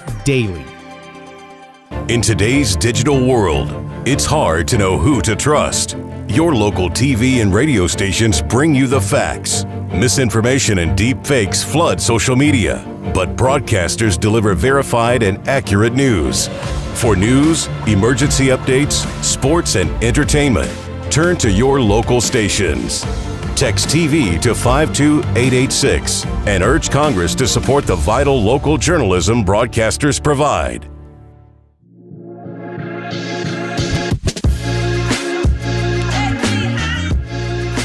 All right, we're on the eve of the Daddy of them all. 130th Cheyenne Frontier Days kicks off tomorrow. Shellie Hardsocg is with us. Shellie, does it seem real like it's tomorrow? No, not at all. We were just thinking, how can it be Thursday already? Yeah. And adding another day of rodeo, boy, that just, wow, it just pushed. But it's good. We're here. So I have to know, and by the way, Shellie is Cheyenne Frontier Day Chair of Public Relations Committee, basically the ringleader of thousands of volunteers. I mean, the volunteers make this show go. Third year doing this. What have you learned? Is the third year any easier? And I'm wondering, when is the busiest time for you? Is it the next 10 days? Is it the last 10 days that just happened? When are you really just like going 100 miles an hour? Well, you nailed it right off the bat. We've got our volunteers. We couldn't make this happen without them. 2,500 people come together for this, plus a handful of really great Showtime volunteers that are joining us this year. It's amazing. It's just like you release an ant pile and then everybody starts working and getting it done. You asked when was the busiest? Oh my God, the last month has been crazy. Yeah. This week has been nuts. And again, we're in art shows tonight and we're off and running tomorrow. So 3 years have flown by, the honor of my life to do this. And what have I learned? Don't get wrapped around the handle about small things and focus on the show, and it's bigger than all of us. So, and don't get wrapped around. Kick clear of your stirrup when you find yourself throwing. Make sure you get your wrap hand out of there, and wait for the bullfighters to come rescue you. She's learned a lot of rodeo stuff. Obviously, I mean, Cheyenne Frontier Days is about the rodeo. We've now extended it to 10 full rodeo days. So let's start with the core of it. The best of the best PRCA contestants are going to be there, with the exception of Stetson Wright, who hurt himself in Calgary. I know. That kid was riding. He's #1 bull race. He was on some kind of heater, but we got plenty of stars coming to the rodeo arena. We do. And it's funny, you mentioned Stetson. I had the opportunity to talk with him at a different rodeo, and he's taking this in stride. He really is. And I think he's going to come back bigger and better than ever. He'll be back when he does return. We're looking forward to all of our rodeo athletes being here, and it's so exciting to watch. We got a new venue on Frontier Park, which the new Chute 9. That's going to be an amazing area to look down the track at. The view is incredible. It's huge. Everybody we talk to, Hardsocg, before I can even ask what's new, what's different, what's great, Chute 9, everybody's talking about Chute 9. Is it all that?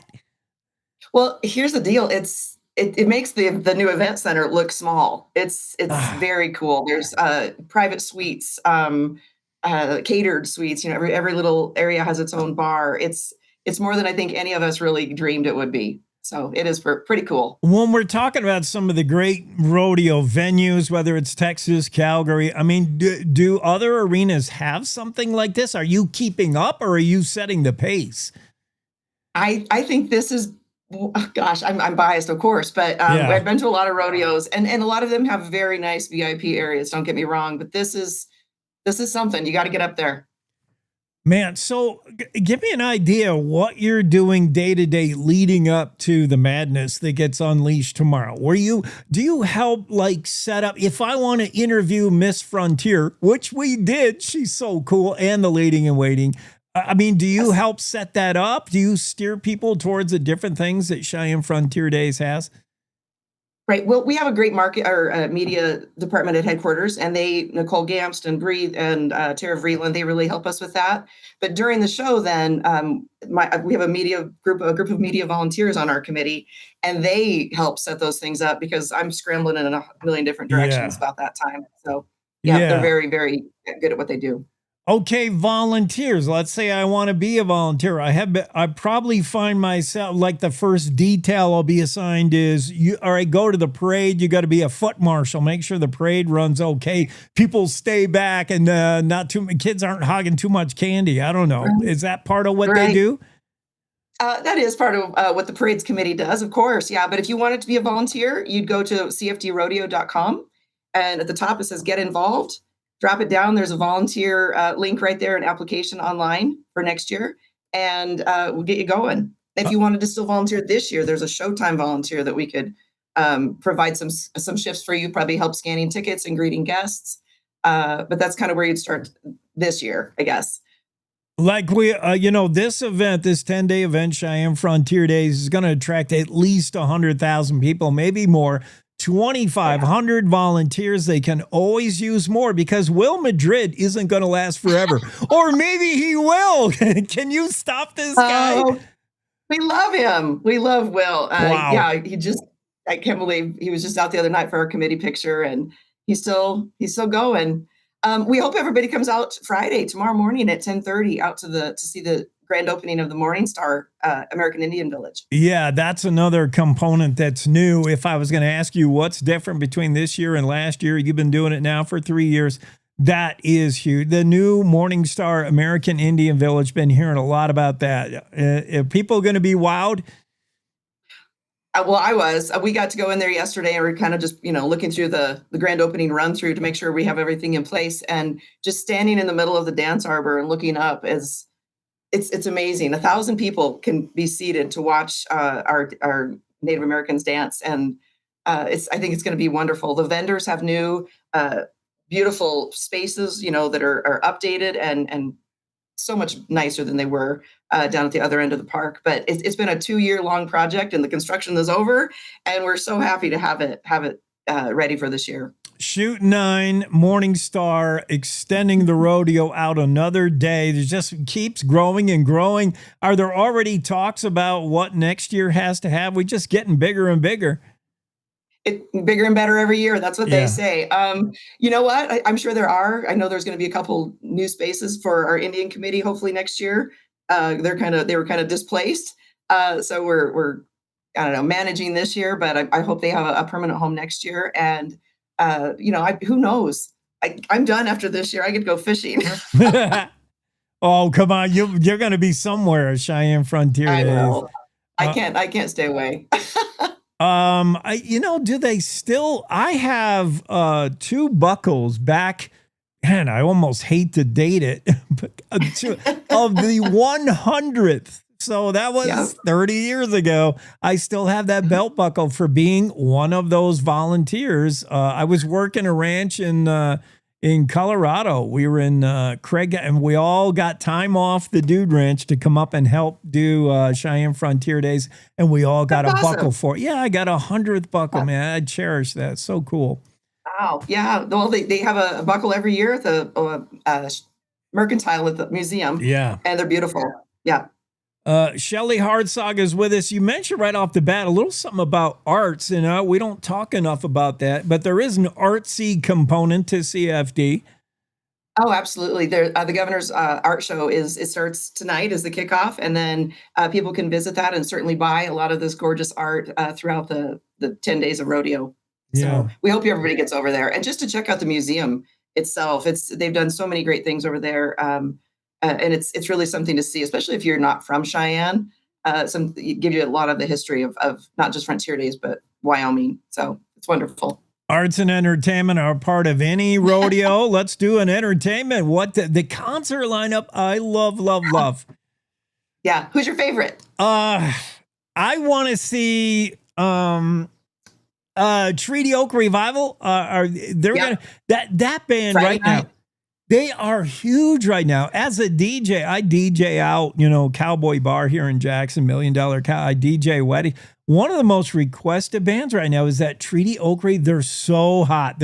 And that's is such a key to book bands when they're really exploding right now.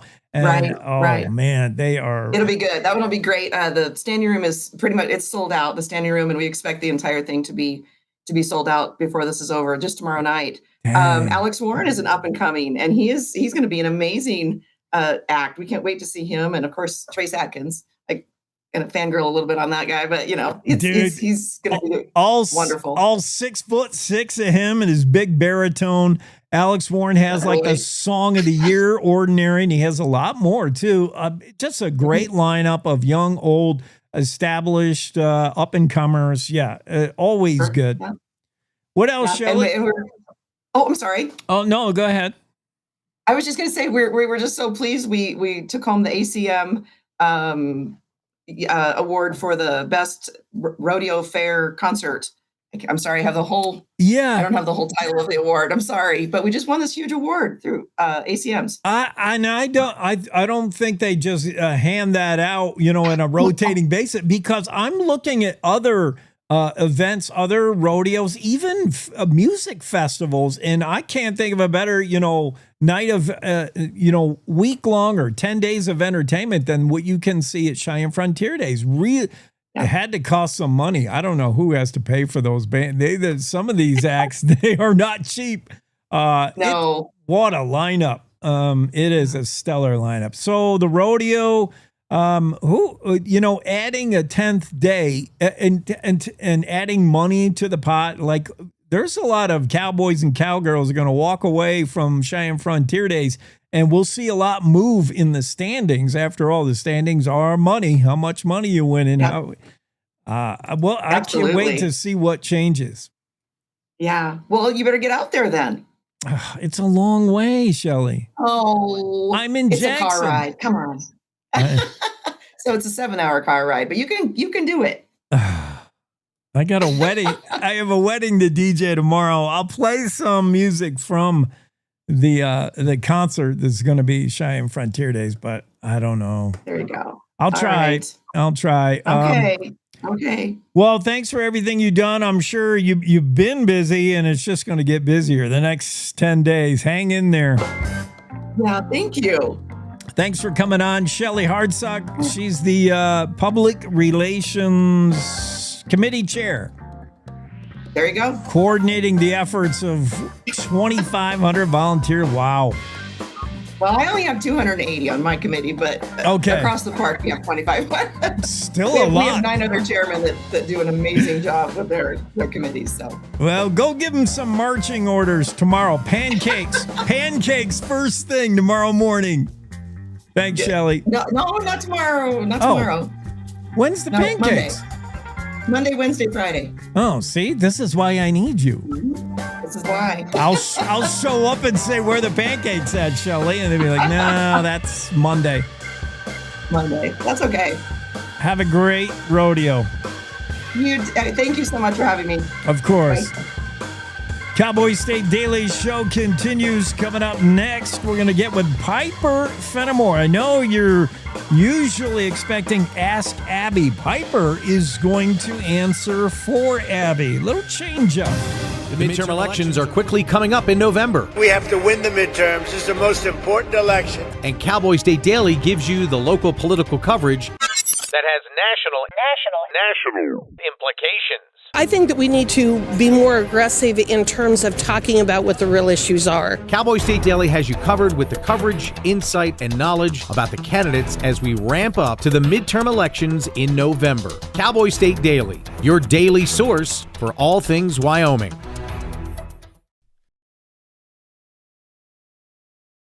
This is the Cowboy State Daily Radio Network. Substance use disorder and addiction is so isolating. And so, as a Black woman in recovery, hope must be loud.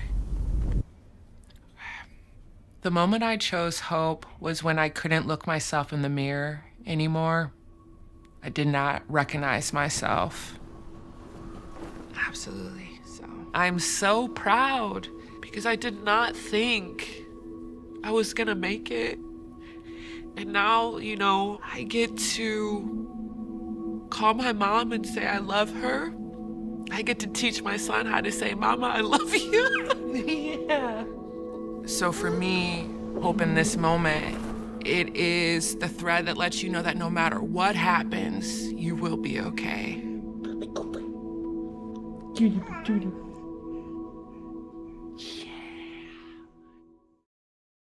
Nestled between Casper Mountain and the North Platte River, you'll find the heart of Wyoming. With a bustling downtown centered around our outdoor haven, Casper is for adventurers, freedom seekers, and rule breakers who find beauty off the beaten path. So if touchable history, a vibrant community, and uninterrupted outdoor recreation define your travel itinerary, allow us to welcome you to the one and only Casper, Wyoming. Plan your trip at visitcasper.com. Oh, right. Look at you taking the stairs. Who are you? We're your lungs. We are proud of you for quitting smoking, but you still may be at risk for lung cancer. A routine cancer scan can detect it early when it's more curable. Good to know. Well, I gotta go somewhere. So do we. So do we. Listen to your lungs. Get a routine screening that could save your life. Talk to your doctor and learn more at savedbythescan.org.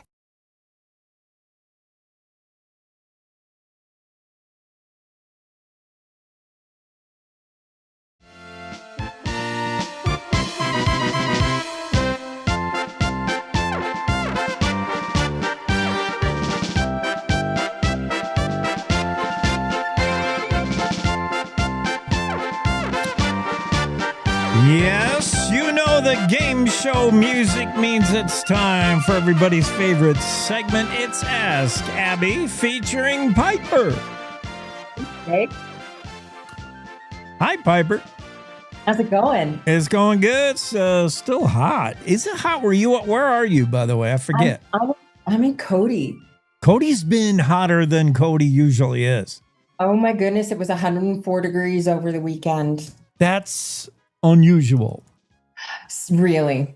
I mean, I moved here for the cold weather. I am aggravated in when it gets hot, and I'm aggravated now reading my new truck insurance bill from my insurance people. Uh-oh, what happened? I think I'm paying too much in insurance. That's what happens. I think everybody feels that way. How can we fix this? I don't know.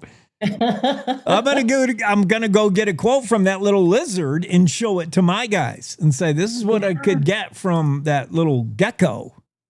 Oh yeah, throw the comparative at them and see if they can knock down the prices for you. That's right. All right. Well, we're gonna play Ask Abby with Piper, and it's for all kinds of prizes, gifts and prizes. We're going to go with just general knowledge, things that most fourth graders should know. Oh gosh, we're qualifying it. Abby's batting about, the average shortstop. She's hitting about 230, getting about 2 out of every 10. Let's see what you do. Okay. Are you ready? We'll start with geography. What is the only? Oh, let me get the buzzer ready. not that we'll need the buzzer. How do you know you're going to need that? Probably not. What is the only continent that lies in all 4 hemispheres? And don't ask me what a hemisphere is. Continent? Is it New Zealand? Ooh. It lies in all 4 hemispheres, so it has to be. It has to be big. It has to be big. You would think. Yeah, you would think. All 4. The only continent that is in all 4 hemispheres.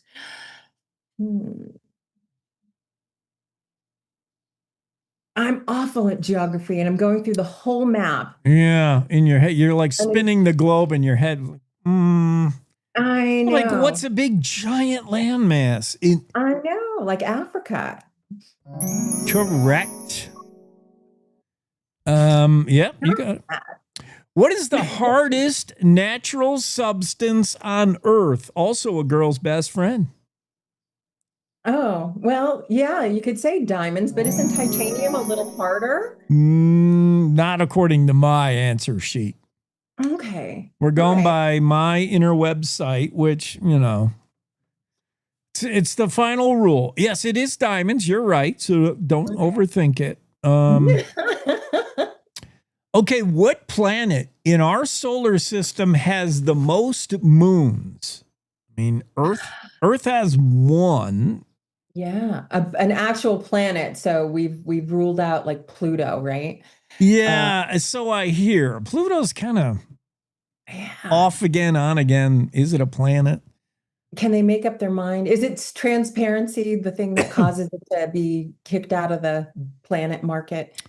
I think it's psi. I think they're just saying it's too little, or it doesn't orbit right, or I don't know. Oh, goodness. Pluto gets a bad rap. Gosh, would it be? Oh, I'm going to guess. It's one of two in my mind. Saturn. Oh, my goodness, Piper. Oh, my goodness. Woo! All right. Nailed it. Wow, you're doing good. I'm right. making it up as I go along, Jake. It's all you. You're doing really good. Okay, let's go over to science and nature.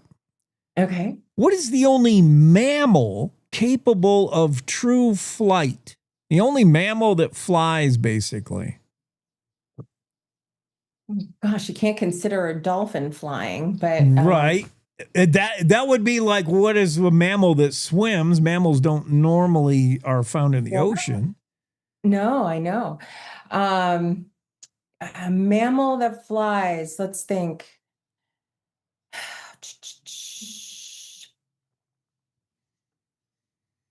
I'm stumped. Well, I think by definition it would. Give me a hint. Think of something that flies that's not feathered. No feathers on this flying thing.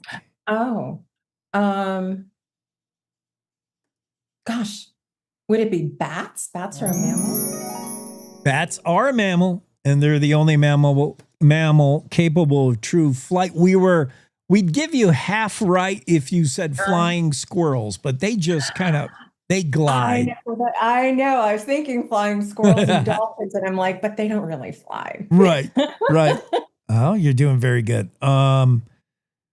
Okay, we're going to history. You think you're ready for this one? Oh no! Can't we talk cooking, Jake? I know. I purposely am not doing cooking. You would kill it.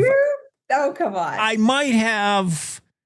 Let me think. I think there was I do have food and drink. Okay. Well, no, you could do your history. Let's go ahead. I want to give you every advantage. We'll do history if we have time. Okay. Food and drink. This is not necessarily going to make a kitchen whiz like you shine. It could be a lot of different things. For instance, there's lots of things that can stump me. What is the base spirit of a classic margarita? In other words, like you can't make a margarita without this liquor. Oh, wow. You're not going to stump me on that one. I think that's everybody's favorite summer drink, don't you think? Do you like them frozen or straight up, Jake? Frozen in the summer, certainly. Yeah. It's the favorite party spirit. Don't they say, tequila makes my clothes fall off. Isn't that how it goes? That's a Joe Nichols song. Tequila makes her clothes fall off. Yeah. Okay. Yes. Order her a margarita right away. I know. Excellent. Wow. Yeah. Okay. You're not messing around. Oh, I'm trying hard. All right. What is the most expensive spice in the world by weight? Oh, that's a good one. Yeah. Wait a minute. It could be a number of them. Let me think here. The one that comes to mind, it's not a real common one. They use it in Spanish cooking, some Indian cooking, a little bit of African cooking. So I'm thinking saffron. Really? Oh, okay. Piper. Oh my goodness. Not only are you getting those right, but you're giving us great background on where and how well, I didn't know that about saffron. That's fascinating. Yeah, I love saffron. It's a French cooking too. A lot of real nice background, warm notes, unusual flavor. Can be sweet or savory. Is it spendy? Oh yeah. Oh, okay. Yeah, get little itty bitty bits for like $20. Yeah. All right. Well, makes sense. They're little fibers. They look like little fibers, little threads. And it turns things orange, so be careful with it. What? What do you want? Extra credit? Okay. You are killing that question. All right. Here's a tough one. We're going to Italy. What type of pasta has the name meaning little worms in Italian? Little worms? Translated, yes. This pasta is translated. Why would you even want to eat that? Well, a lot of pasta is shaped like little worms. I mean, spaghetti looks like worms, but it's not spaghetti. Oh, I have a whole encyclopedia on pasta shapes, and that one I don't know. Does it begin with a C? No, I was going to tell you it starts with a V. Oh, I know. Oh, goodness. Is it vermicelli? Vermicelli. Oh, my goodness. Okay. Directly translated means little worms in Italian. I did not know that. It does look like little worms. Boy. Yeah. All right. This is not fair. You are doing too good in food and drink. We're moving to... Let's go to history. We're going to history. I'll spare you sports, but we're going to history. Oh, that sports would be hilarious. Mm. Yeah, I know. Yeah. First person to set foot on the moon? Oh my goodness.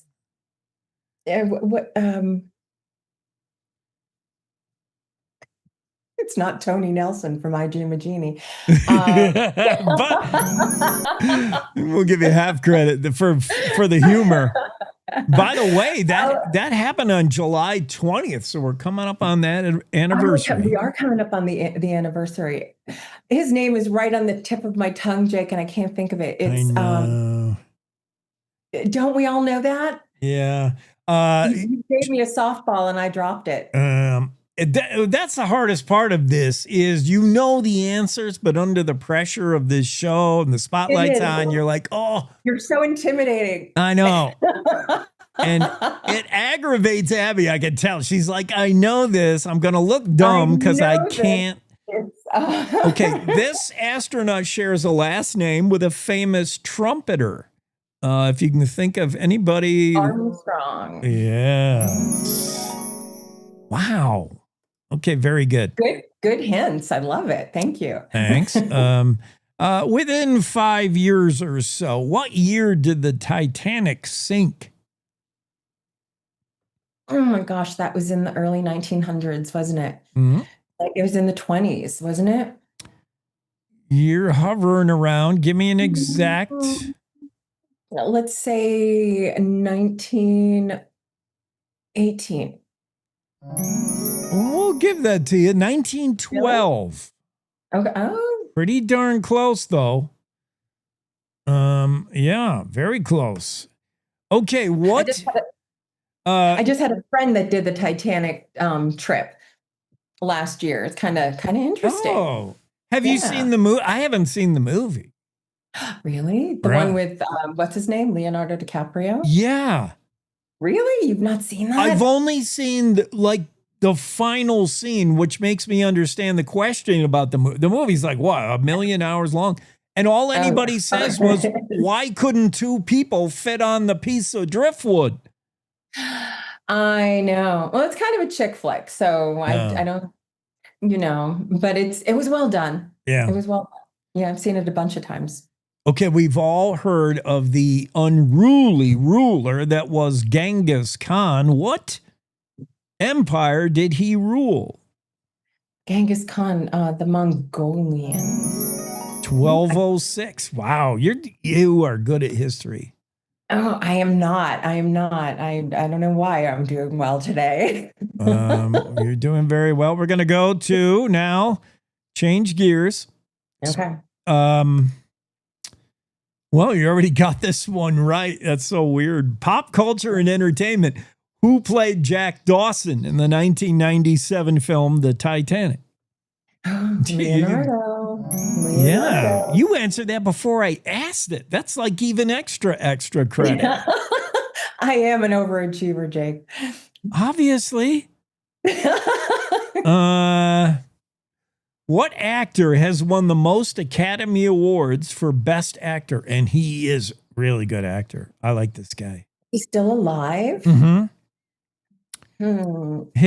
His name got three word name. Three, you know what I mean? Mm-hmm. Yeah. And he's still alive. Yes.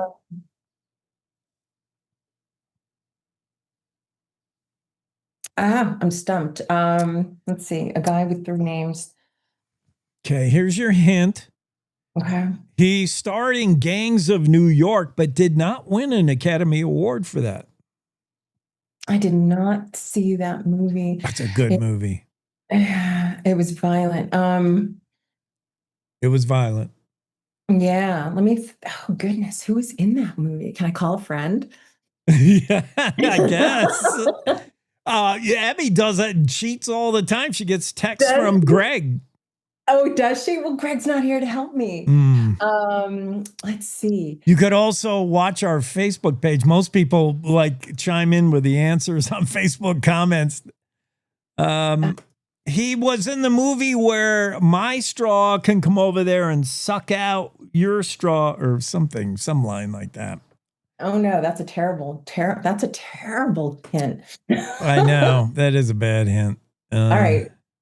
Okay. My Left Foot, There Will Be Blood, and Lincoln were the 3. Oh, Lincoln. Daniel Day-Lewis. Yes, you got it. Okay. I love Daniel Day-Lewis. He's good. He's so intense, he's really right? Good. Wasn't it with what was the one in the Indian movie, that he played the Indian, I will find you. Wasn't that his famous line? That's Liam Neeson. When Liam Neeson seems to star in all kinds of movies where his kids are constantly kidnapped. Right? He's in like at least 5. And he's in that trend right now. Yeah, I don't know Daniel Day-Lewis, but I know that line from Liam Neeson. That's like a meme. Was it? Liam's on the phone. He's like, I will find you. I will find you. The kidnappers say, we have your daughter. We're going to chop her head off. He's like, I will find you. It's a Liam Neeson. Like Liam Neeson has patented that line. Great line. I will find you. Mm-hmm. Are you a fan of Friends on TV? Do you watch that? Yeah, I watched it when it was first on. Yeah. Okay, so you'll have to go in the recall machine. What was the name of the coffee shop they all hung out at? Oh, I don't have any idea. Wasn't it just the coffee shop? No. Oh my goodness. I'm sure. What do you call fans of Friends? Frenzies? I'm sure Frenzies would know. They would know right away. I know. I was too involved in the drama that was going on to pay attention to the name of the coffee shop. At one point, didn't they all date everyone? Like everybody. Right? What a strange little group they were. Mm-hmm. Well, they were hanging out at Central Perk. I was just. By the way. They were. Okay. Central Park, because it was in New York, right? How cute.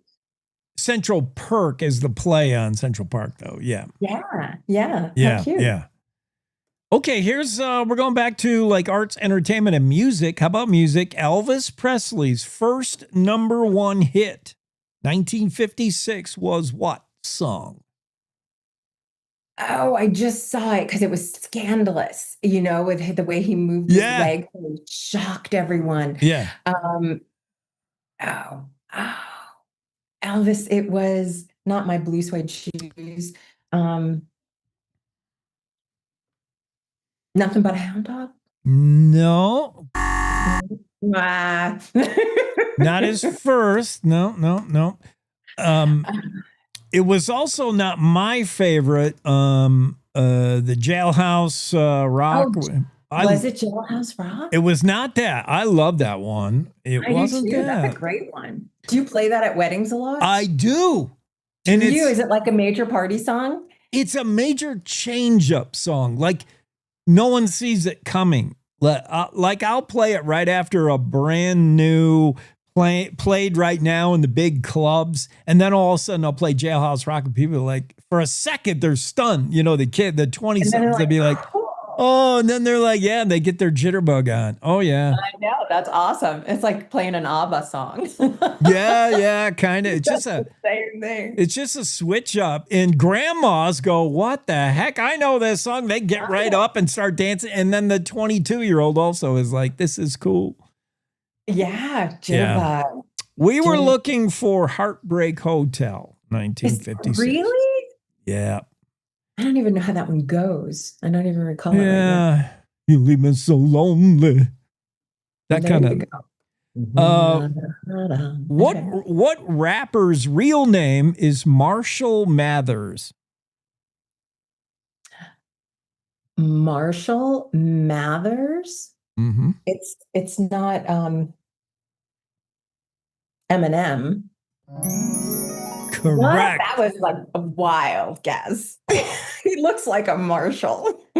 We are going to owe you like a brand new car by the time we're done. You are getting like, tell her what she's won, Gene. Everything.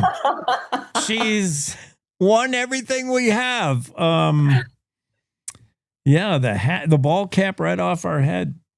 Oh my goodness. Okay, what this one? You ready for a double or nothing for all the marbles? Right. Oh my goodness, double or nothing. I'm a terrible gambler. This one's easy though. All right. This band performed their hit song Bohemian Rhapsody. Rhapsody. I love Bohemian Rhapsody. Yeah. Isn't that Queen? Queen. Bonus points for the singer.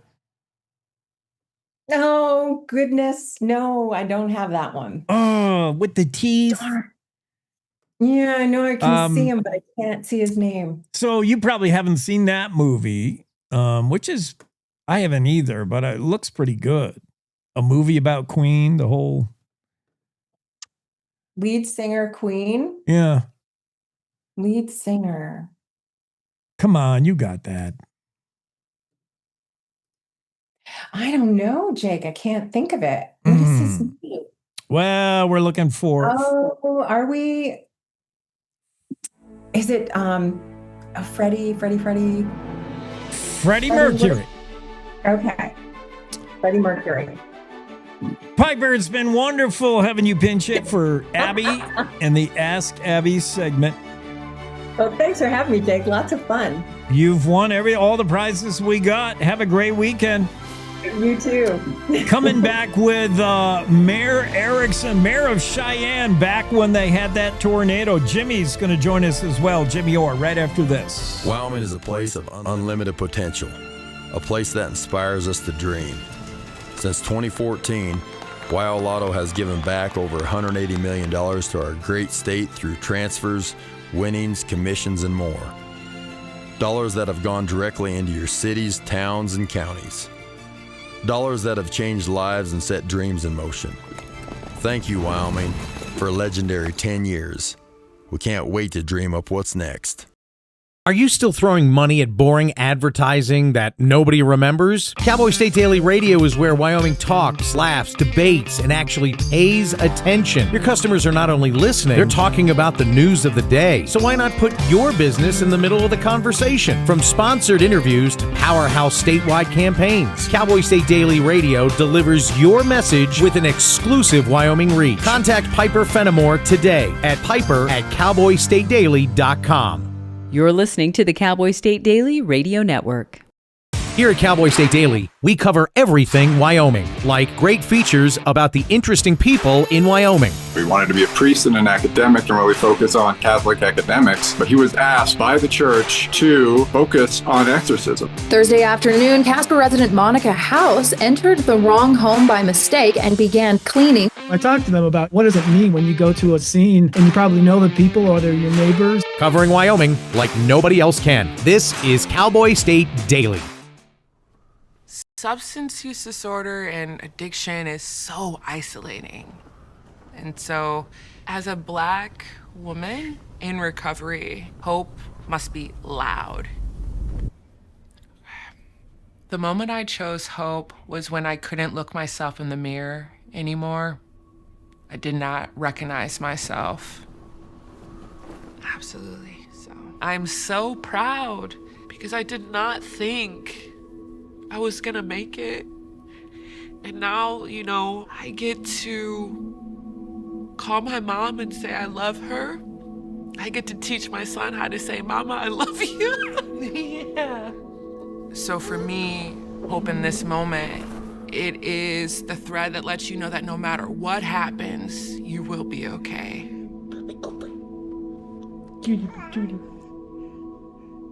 And they had the national television there, and I'll have to admit, I was nervous. I don't know if there's any video anywhere that would show that, but hopefully I didn't show as much. Yes, there was video there somewhere. That's Mayor Erickson. Back in the day, and the day was this day, 1979, when then Mayor Erickson from Cheyenne had to deal with his first, major thing. Were you really that F3 tornado that ripped up Cheyenne 40, how many years ago? 47 years. 47 years ago. That was we hadn't been in office that long, and here comes a tornado. Yeah, it was my first term. And as you had in your earlier intro there, it was a bit of a nervous time for me. You know, you have a responsibility as mayor to be a leader for the community during all sorts of times, and particularly disasters like that. And I wanted to do the best for the community. Jimmy Orr is with us as well. Jimmy, where were you on July 16th, 1979? Well, the reason I'm on this morning is that Mayor Erickson and I have worked on this story many times. Oh. So that video that you see in the story, Don and I created back in 2019, so we could discuss this. But this year's a bit different. We had Carrie Drake do the story, and Carrie Drake covered the story as a reporter for the Wyoming State Tribune. No, the Eagle. Yes. So he and what a treat that is to have the reporter that covered it 47 years ago do the story for us. And I don't know if you saw it, Mayor, but Carrie had a first-person account of the of this morning that we published, and it's wonderful. But Jake, to answer your question, I was at home. I was 13. I was watching Underdog. The tornado sirens went off. And Mayor, there were tornado sirens in part of the city, but not the whole city where we were. And my dad called me, who worked at the Capitol, and said, "Get in the basement." So what I did, Jake, is I propped a ladder up next to the house and went up on the roof. And my kids did the same. Yeah.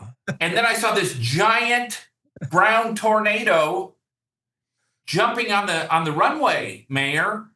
And I was so terrified, I jumped off the roof, ran down the stairs, tried to think of a prayer. The only thing that would come to mind was grace. So I'm doing dinner time grace under my bed in the basement.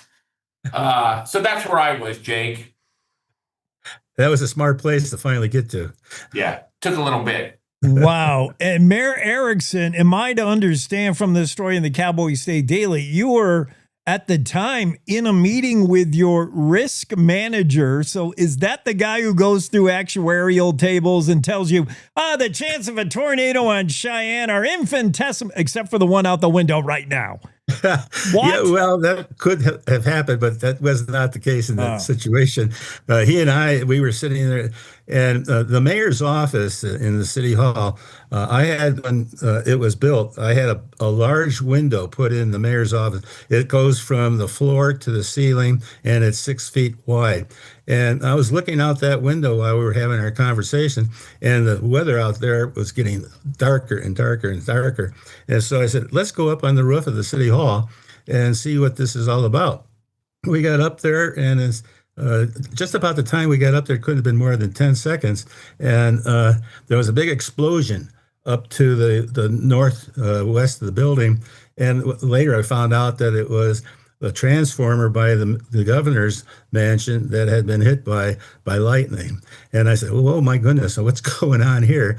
So at that time, the civil defense director, Dave Giel, had called me, and he told me, hey, we got a tornado that has hit the northern part of the town in the Buffalo Ridge area, and also over in the Hoya area and so forth. And I said, well, I'm going to call the chief of police, Byron Wickstow, and ask him to come by and pick me up, and let's go over and take a look. And so we did that, and my gosh, we saw the areas that were devastated by the path. Fortunately, we did not have the Frontier Mall at that time, because that was the pathway of the tornado. And, we did have one death, unfortunately, but there were like about 70 people that were injured in various degrees of injury. So we had this recovery period, and the chief of police, Byron, he said, we got to set up a command post. And I said, fine. And Dave Giel said, well, we'll set it up in the city county building. And I said, nope, we're going to do it here at the Dell Range fire station. Dave was a little bit hesitant. He says, the protocol doesn't call for us to have it here, something like that. And I said, nope, we're going to have it here because this is where the action is. And so we went through this period of recovery. And then it was something else.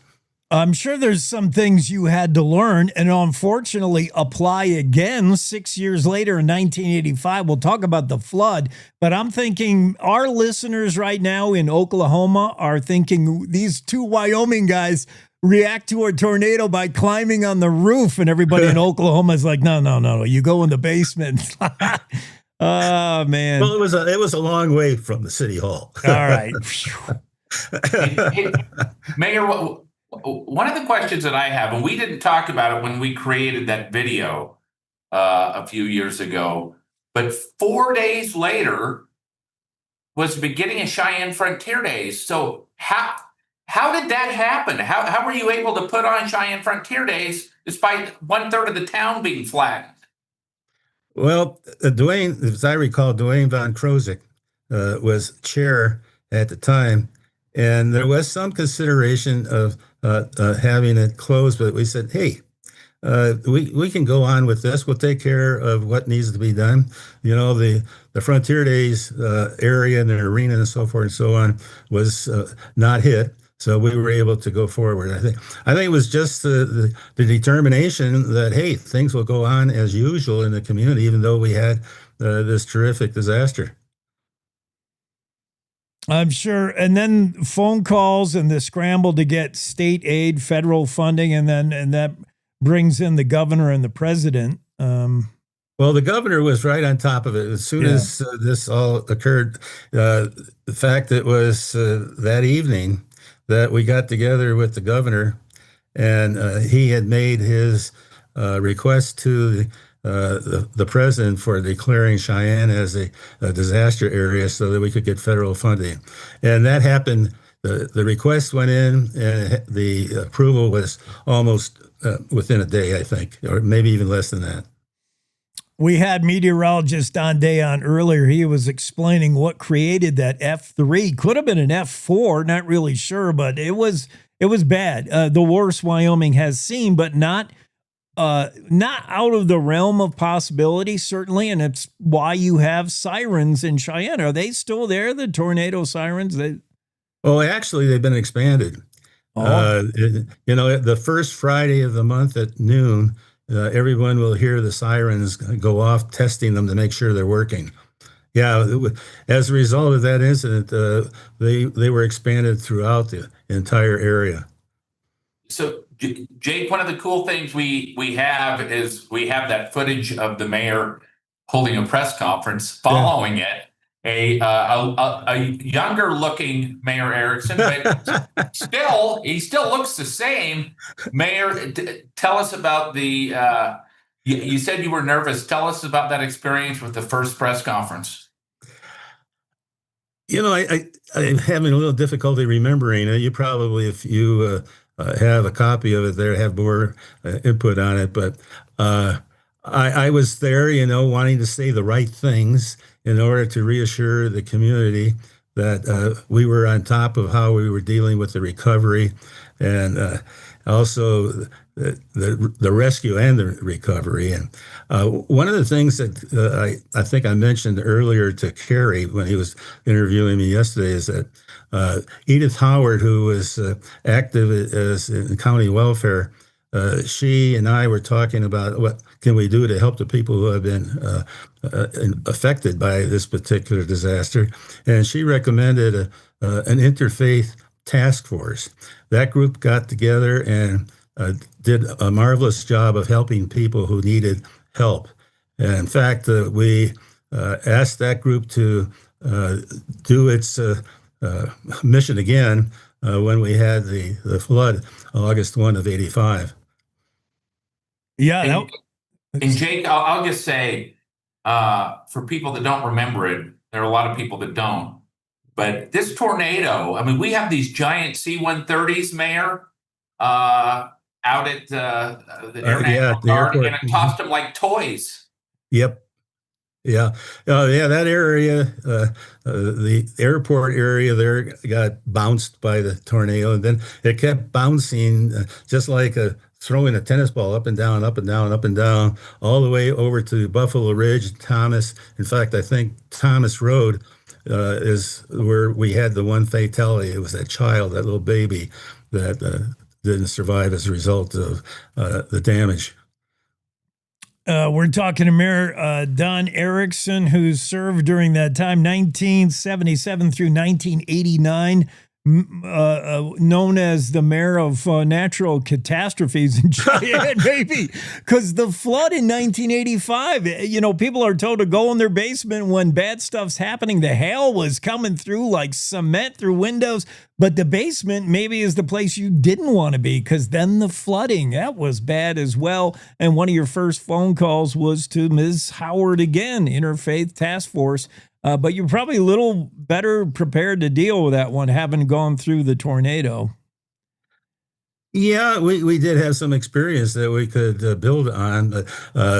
Both incidents, whether it was the tornado or the flood, we had excellent cooperation with all the various partners that you would have, including the Air Force Base. In fact, if I can just say one comment about the August 1 flood, that was really damaging. We had like about 13 people that were killed as a result of that tornado. And I recalled all the hail that came down, and many of the stores downtown, their basements were loaded with ice, hail, all the way from the floor up to the ceiling of the basement. And then the Air Force people, they came and helped us to bail out those particular areas. That was another tragedy. In fact, probably even more severe as I look back on it. Jake, Kerry Drake covered that flood too, and so he's going to write about that. And Mayor, you're invited back on August 1 to talk about that disaster. Well, you and I did a video, an interview on August 1. What was that? Just a few years ago, wasn't it? Yep, we did. Yeah. You've been on top of this very well, Jimmy. I'm really happy that you and your work bring these memories back to the people, particularly the younger people who weren't here. That's part of our history and how we as a community of not only the paid people, but all the volunteers that we have. Like we have starting tomorrow, the big show, the daddy of them all, with our 2,000 volunteers and that. But this is a volunteer community, and many communities throughout the United States are just like us. I mean, when something happens, they unite, they come together, and they do what needs to be done. Well, we're just glad you're still around, Mayor. You look great. Well, that's very kind of you. The body's beginning to show a little bit of wear, but the brain still seems to be working okay. It's just so fascinating how these stories have all come around again. The same reporter, different news agency, the same mayor, the same story makers and storytellers. It's so weird. Watch the video. It's fantastic. Cowboy State Daily video coverage of the memory of the tornado that ripped through Cheyenne now 47 years ago. Great to have you both on. Jimmy, Mayor Erickson, thank you. We got to roll. That's going to do it for us. Everybody have a great Thursday. Good morning. This is the Cowboy State Daily Morning Show with Jake. The new way Wyoming wakes up.